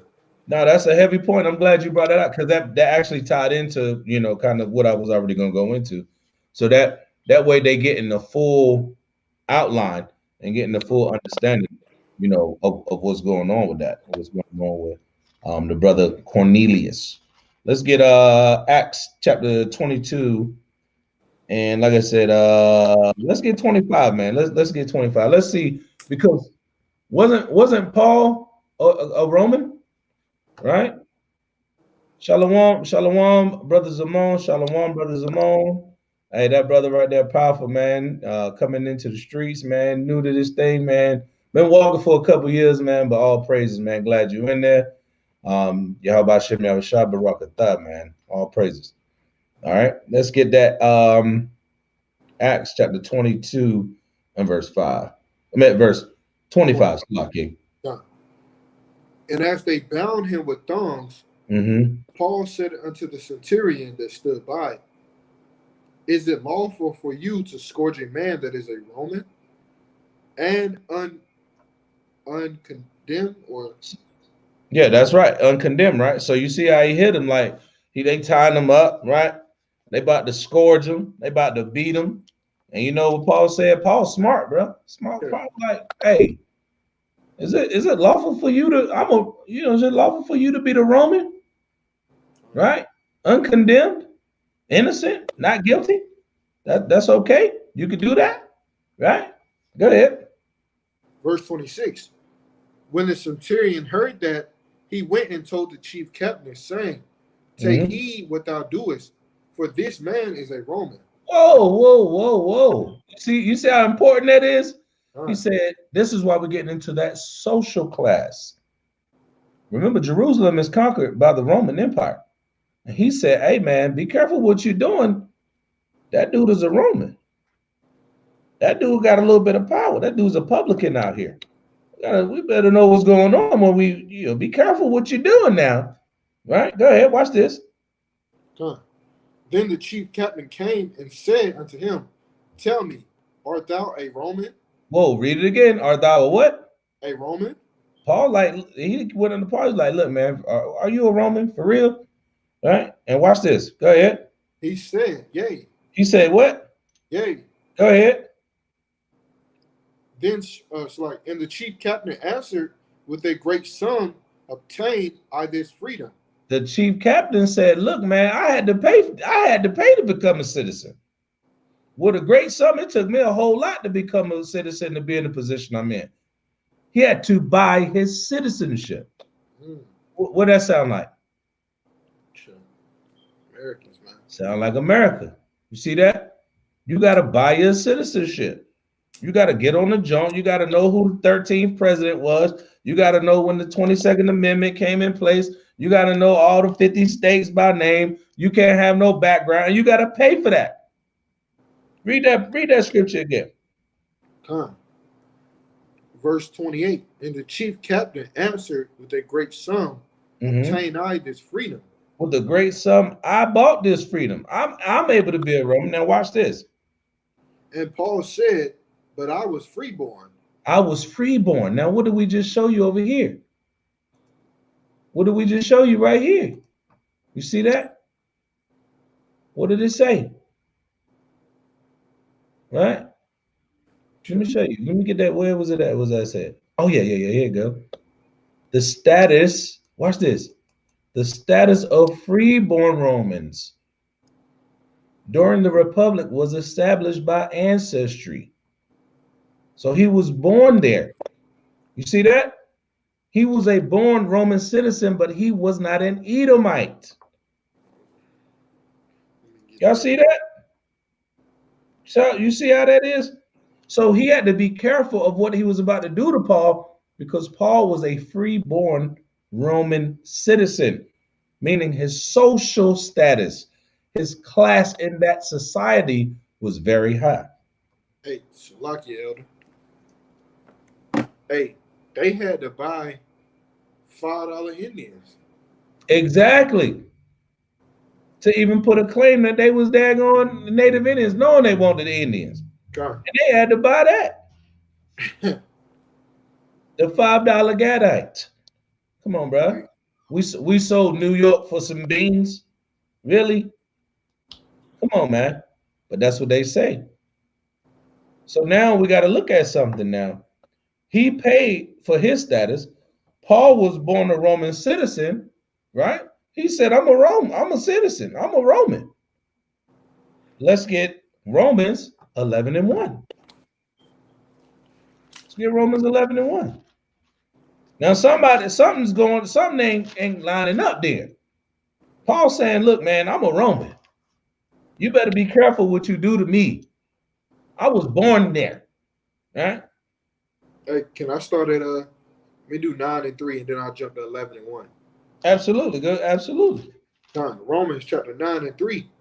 For I could wish that myself were accursed from Christ for Right? my brethren, my kinsmen according to the flesh, who are Israelites. But wait. Paul just said in the book of Acts, chapter 22, that he was a Roman.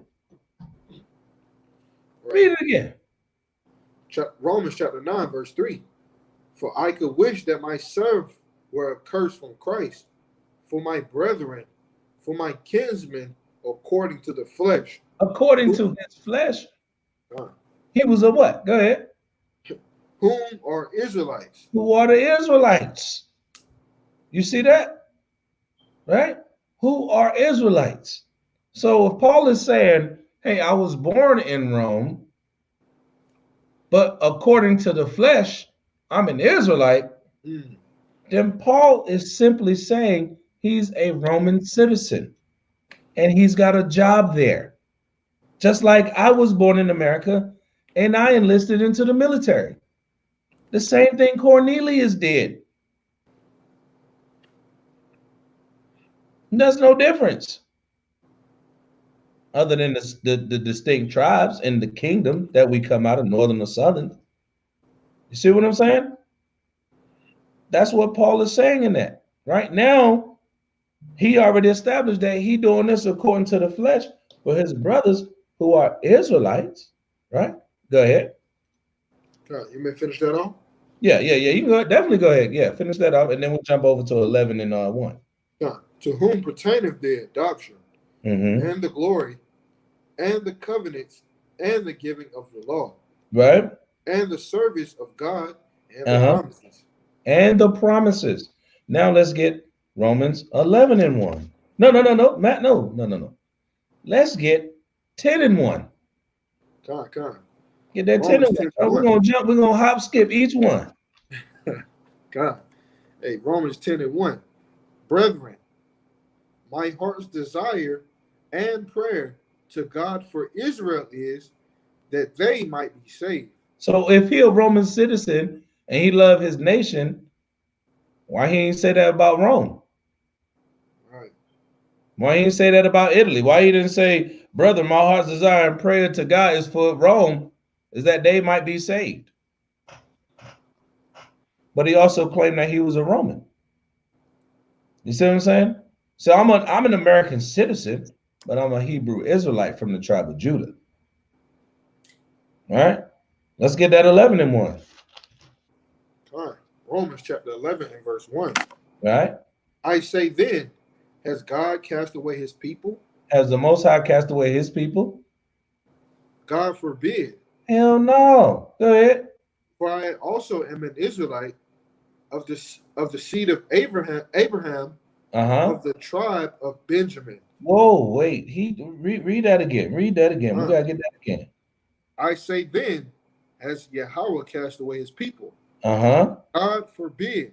For I also am an Israelite of the seed of Abraham, of the tribe of Benjamin. You see that? He said, I also am an Israelite, and gave his tribe in the seed line. Right? But he's a Roman. So why if Paul was a devout man, If Paul feared the Most High, if Paul put in the work and he was looked at as a Roman citizen and he was able to claim the citizenship of Rome, but his nationality or his ethnicity was an Israelite. Something ain't adding up. That's right. Something's not right. You see that? Right? So now with Cornelius, let's get into that. Let's get into that Cornelius now. Go back to Acts chapter 10 and start at verse 1. We're going to read all the way down and just give the characteristics. Then I got a couple more precepts. We'll wrap it up for this part, part 1, and then we'll finish out bringing the Sabbath, get ready for the fellowship and the unity camp this upcoming weekend. So let's get Acts chapter 10 and verse 1. Start at the top. Now, let me say this before this. We broke down Caesarea, right? We know that that's in Lebanon. That ain't in, right?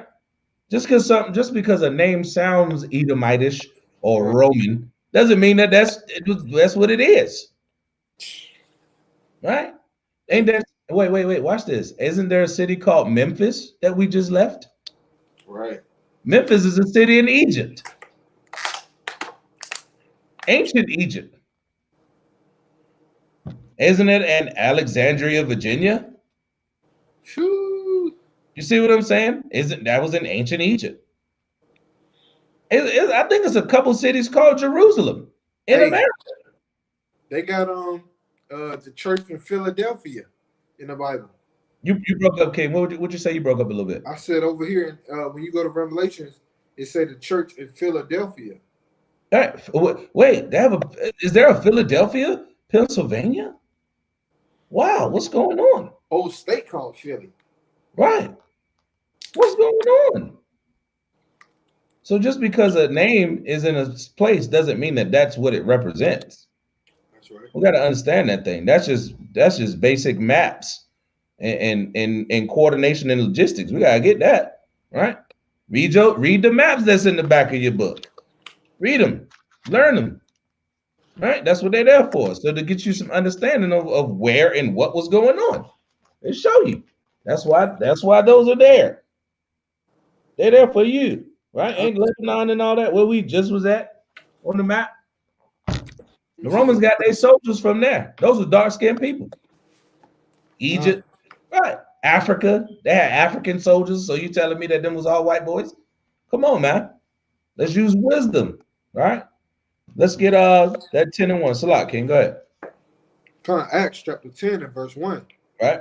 There was a certain man in Caesarea called Cornelius, Mm-hmm. a centurion of their band called the Italian band.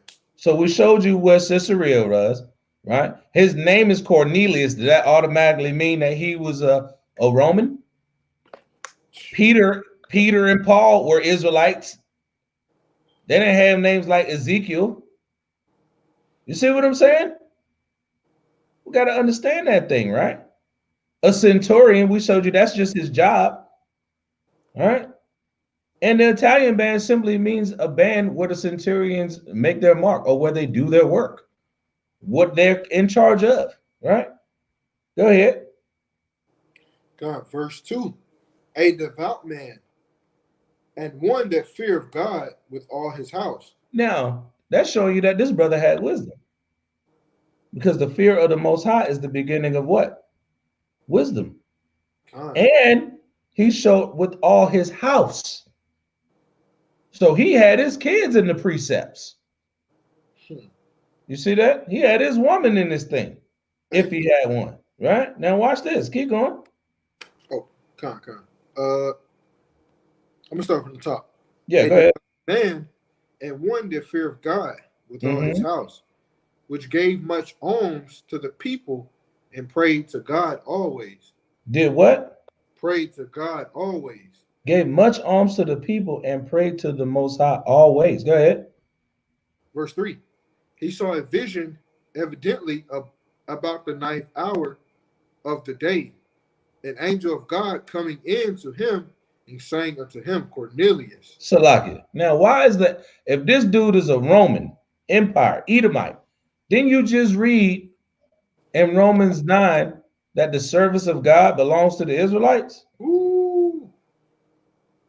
Do you read Romans 9 when it say the service of God, who are Israelites? So you telling me the angels of the Most High came to speak to an Edomite and give him some prophecies? Cut that up. Come on, right? That don't even make sense, right? Go ahead. And when he looked on him, he was afraid and said, "What is it, Lord?" Now, why is he calling him Lord? Why is he calling him Lord? Because he know that this spirit, this angel, this messenger of the Most High is above him. That's right. So he's giving honor to him. You understand? Go ahead. And he said unto him, "Thy prayers and thy alms are come up for a memorial before God." Now, if you a sinner and if you're not of the Most High, how is your prayers and your alms reaching the Most High? I mean, this is simple stuff we supposed to be knowing. You know, if the Most High, matter of fact, look, we got to get it. We got to get it. Got to get it. Got to get it. Sirach 12:6, right? For the Most High hateth sinners and will repay vengeance unto the ungodly, right? And keepeth them against the mighty day of their punishment. He said, for the Most High hateth sinners. So if Cornelius was like these heathens and these other nations that was sinning against the Most High, that was hurting his people, how's the Most High hearing his prayer and receiving his alms, which he gave much of? And we know that the alms, according to Tobit, do what to the multitude of sins? It blots it out. You see that? Hey, Salaki, elder. If he was an Edomite, then this couldn't be true. Malachi chapter 1, verse 4. Right. Whereas Edom saith, "We are impoverished, but we will return and build the desolate places." Thus said the Lord of hosts, "They shall build, but I will throw down. Right. They shall call them the border of wickedness, and the people against whom, Salakia, the people against whom the Lord has indignation forever." How long? Forever. Look, Malachi is the last book in the old so-called Old Testament. Right. This letting you know that the Most High is going to discuss Edom before he even get into the so-called New Testament, man. Right. Before it's already been said. Right. It's already over for him. It's already over for him. And the point, it says the people, not the person Edom, not the man Esau, the people against whom the Lord has indignation with forever. So how is it that now this one man, Cornelius, who people think is an Edomite, can now escape the border of wickedness and become that one person that the Most High ain't got indignation with forever? It makes no sense, man. It doesn't make sense. It doesn't line up. It doesn't make sense. It doesn't line up. And it's actually making the Most High look like he don't know what's going on. Right. All the examples of the brothers that was devout men that feared the Most High were righteous brothers. And even in their fears, the Most High was with them. So they got the job done. Right?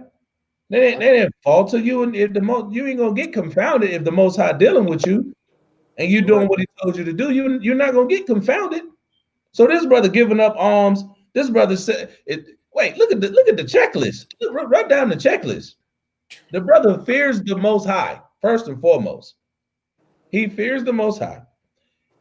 He's teaching his family, right? He's a devout man that gives much alms, right? And remember, Peter's coming to visit him. Why? Oh, wait. There's more. And he's getting visited by the angels of the Most High. That's a whole lot. That's a whole lot of promises that the Hebrews would get, the Israelites would get, that's going to a heathen. That's a few good promises right there. They ain't giving them, they don't do the alms. They ain't getting visited by the true messengers of the Most High, right? He not coming to visit them. The brother ain't sinning, right? The brother trying to get right with the Most High, right? So he was just an Israelite that happened to have a job as a Roman centurion. That's it. That's it, right? But we're going to finish all the way down to verse 8. We're going to get all the way down to verse 8, give you the foundation of where Cornelius was, his characteristics, and then we'll wrap it up, and then close it out because I don't want to get too far into it, because part 2 is where we actually start doing the full breakdown on the scriptures. All right, but we want to just establish it tonight, who Cornelius was, and give you some history on it. So where was we at? I had one quick point. Go ahead, King. Dealing with, you said, fearing the Most High is the beginning of wisdom, right? So Deuteronomy 4 and 5 say, "Behold, Perfect. I have taught you statutes and judgments, even as the Lord my God commanded me, that you should do so in the land whether you go to possess it." He had to be there in the army. He had to be in Caesarea. Right. Verse 6, "Keep therefore and do them, for this is your wisdom and your understanding in the sight of the nations, which shall hear all these statutes and say, surely this great nation is a wise and understanding people." So Cornelius was keeping commandments, man. That was his wisdom. He was fearing the Most High. But I just wanted to bring that out. Just proving another point. But that's very important that you did that, though, because now didn't Joseph rise up to power? Didn't Moses rise up to power with Aaron? That's right. What's going on? Wait. Didn't Daniel have to interpret Nebuchadnezzar's dream? He was putting the seers to death. That's and right. Daniel had to go in front of him and break it down. Give him, this was going to happen. This you right here. This you in the dream. This is them. This is the kingdom after you.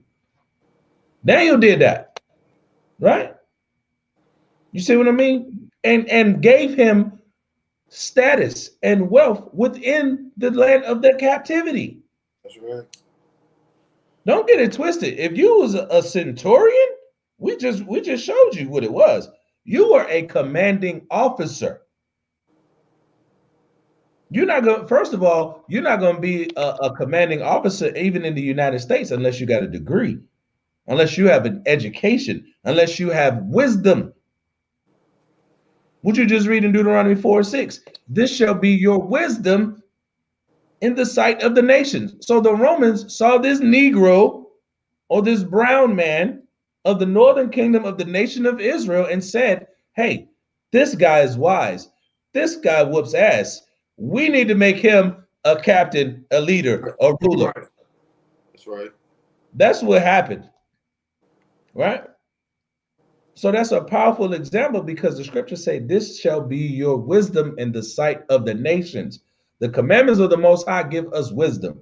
So even when we out on the street talking, or we talking to other people, they be like, "Man, you be saying what you be saying be making sense." They look back like, "Wait, how does this dude know this? Like, how these niggas know about the maps and the centurions, know how to look up the articles, know when the dates and the BCs and the ADs and who conquered who, and how we do that?" Why? Because the scriptures say, "Blessed is he that readeth, and they that hear the prophecy of this word." And we take that serious, and we fear the Most High, just like Brother Cornelius, just like Brother Peter, right? We got to understand that thing, man. Right? So now watch this. Let's get verse 4 again. Bring me that verse 4 again. Acts chapter 10 and verse 4. And when he looked on him, he was afraid and said, "What is it, Lord?" And he said unto him, "Thy prayers and thy alms are come up for a memorial before God." That's heavy right there. The Most High remembers your prayers. The Most High remembers your alms. He know if you giving or if you just coming to the Sabbath to freeload off brothers. To grab a little piece of chicken and some cornbread. He know. You know what I'm talking about, right? You came to get 2 pieces of chicken to slaw. You came to get a 3-piece in the side. What the other brothers is giving alms, donating, hitting the pavement, putting in the work, handing out flyers, printing flyers. Oh, we got to raise money for this. Let's put this together. Let's do this for the family. What the ladies need. Let me make something for the kids. But you sitting up there, you running around talking about you a man of the Most High, but you ain't trying to give no alms to help push your ministry, to help push your brothers, to help push your nation. That's right. We gotta look at the whole body of work here. This brother was in the military. This brother was keeping the commandments. He was teaching his kids. The Most High had the angels visiting him. He getting the visions, right? He know how to whoop ass. He giving alms, right? Shouldn't you be like that devout man that fear the Most High, like the brother Cornelius? Shouldn't you try to be that? Or you gonna be bruh man in the back with the 3-piece on the side every Sabbath? You see what I'm saying? He always drinking. He ain't brought nothing for no. He ain't brought no man to share with or nothing. But he always got a cup. Hey, bro, let me get some of that. Right. You know what I'm saying? Do something. It's your nation, bro. Do something for your nation. Be that devout man, man. Right? Go ahead and get that verse 5, man. And now send me to Joppa, and call for one Simeon, whose surname is Peter. Right? He lodged with one Simeon, a tanner, whose house is by the seaside. He shall tell thee what thou oughtest to do.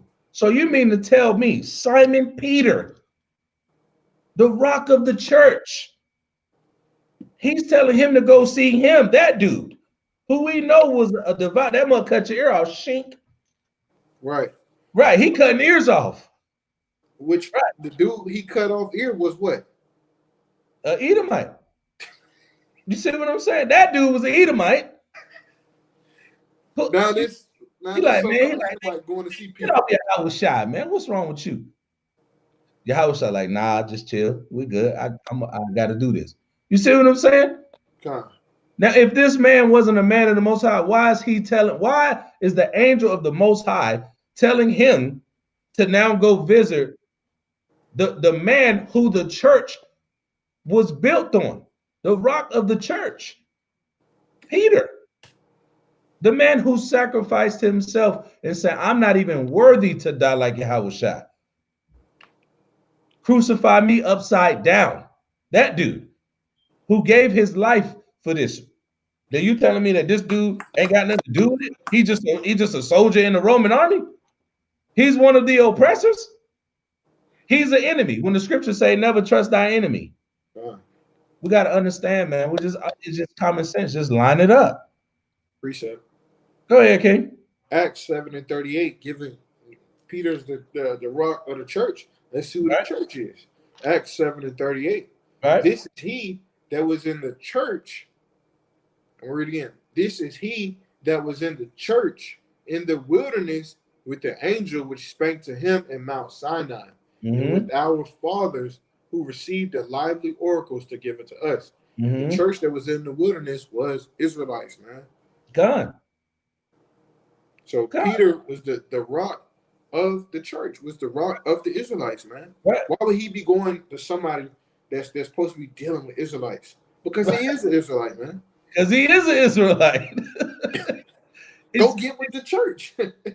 Right. Because the church was in the wilderness. Right.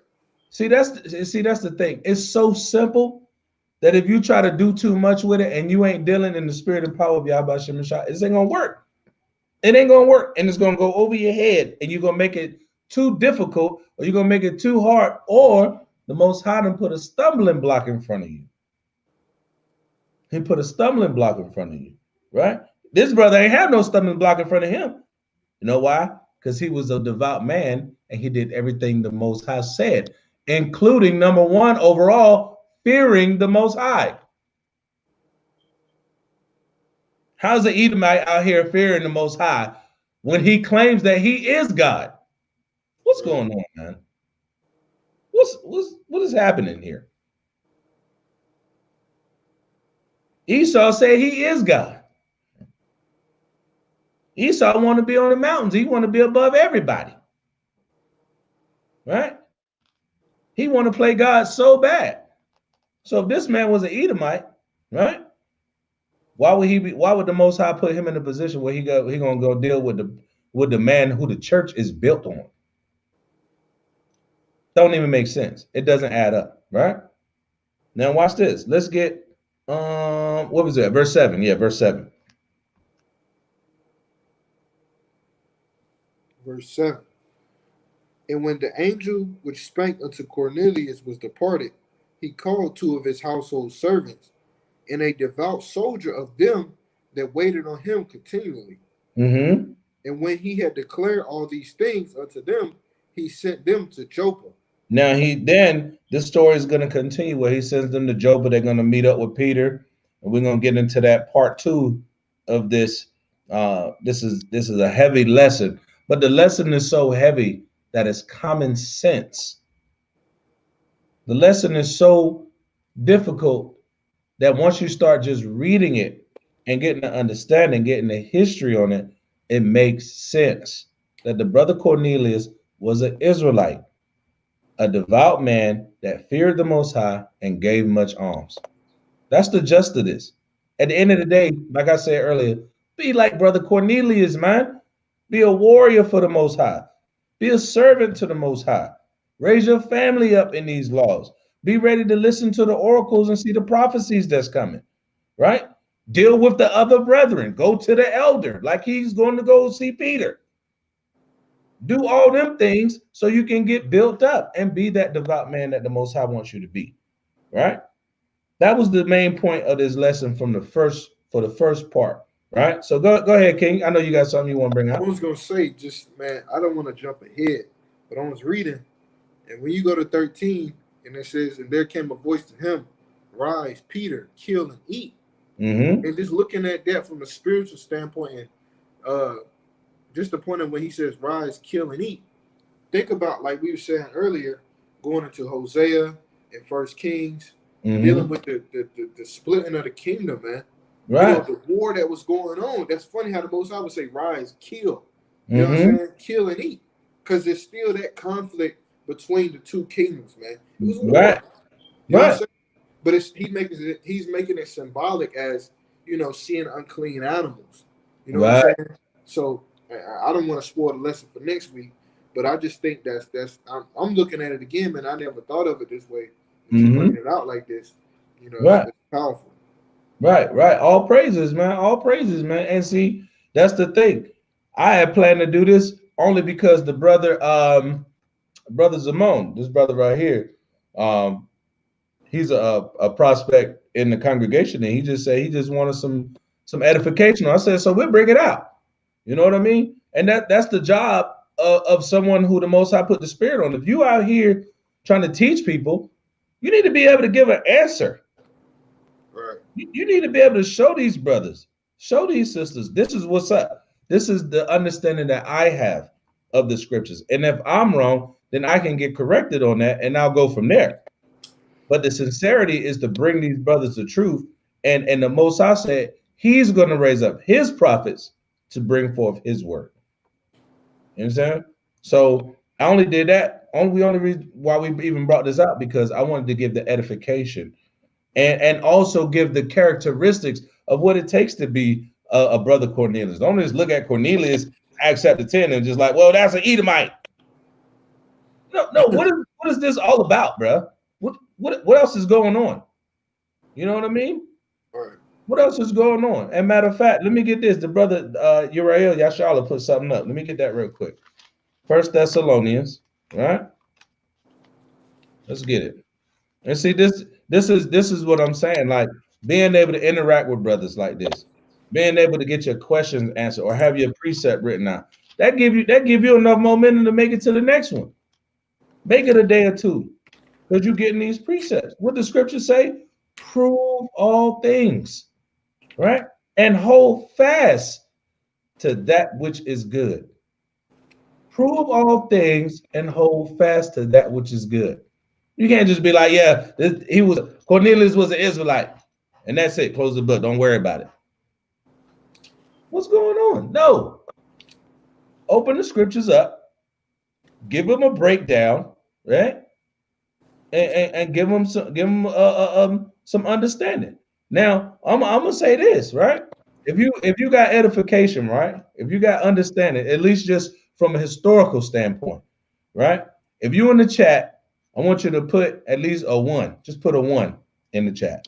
If you got understanding, if you got any kind of precepts, if your questions or your thoughts was answered, if things came to you and they made sense, just put a 1 in the chat.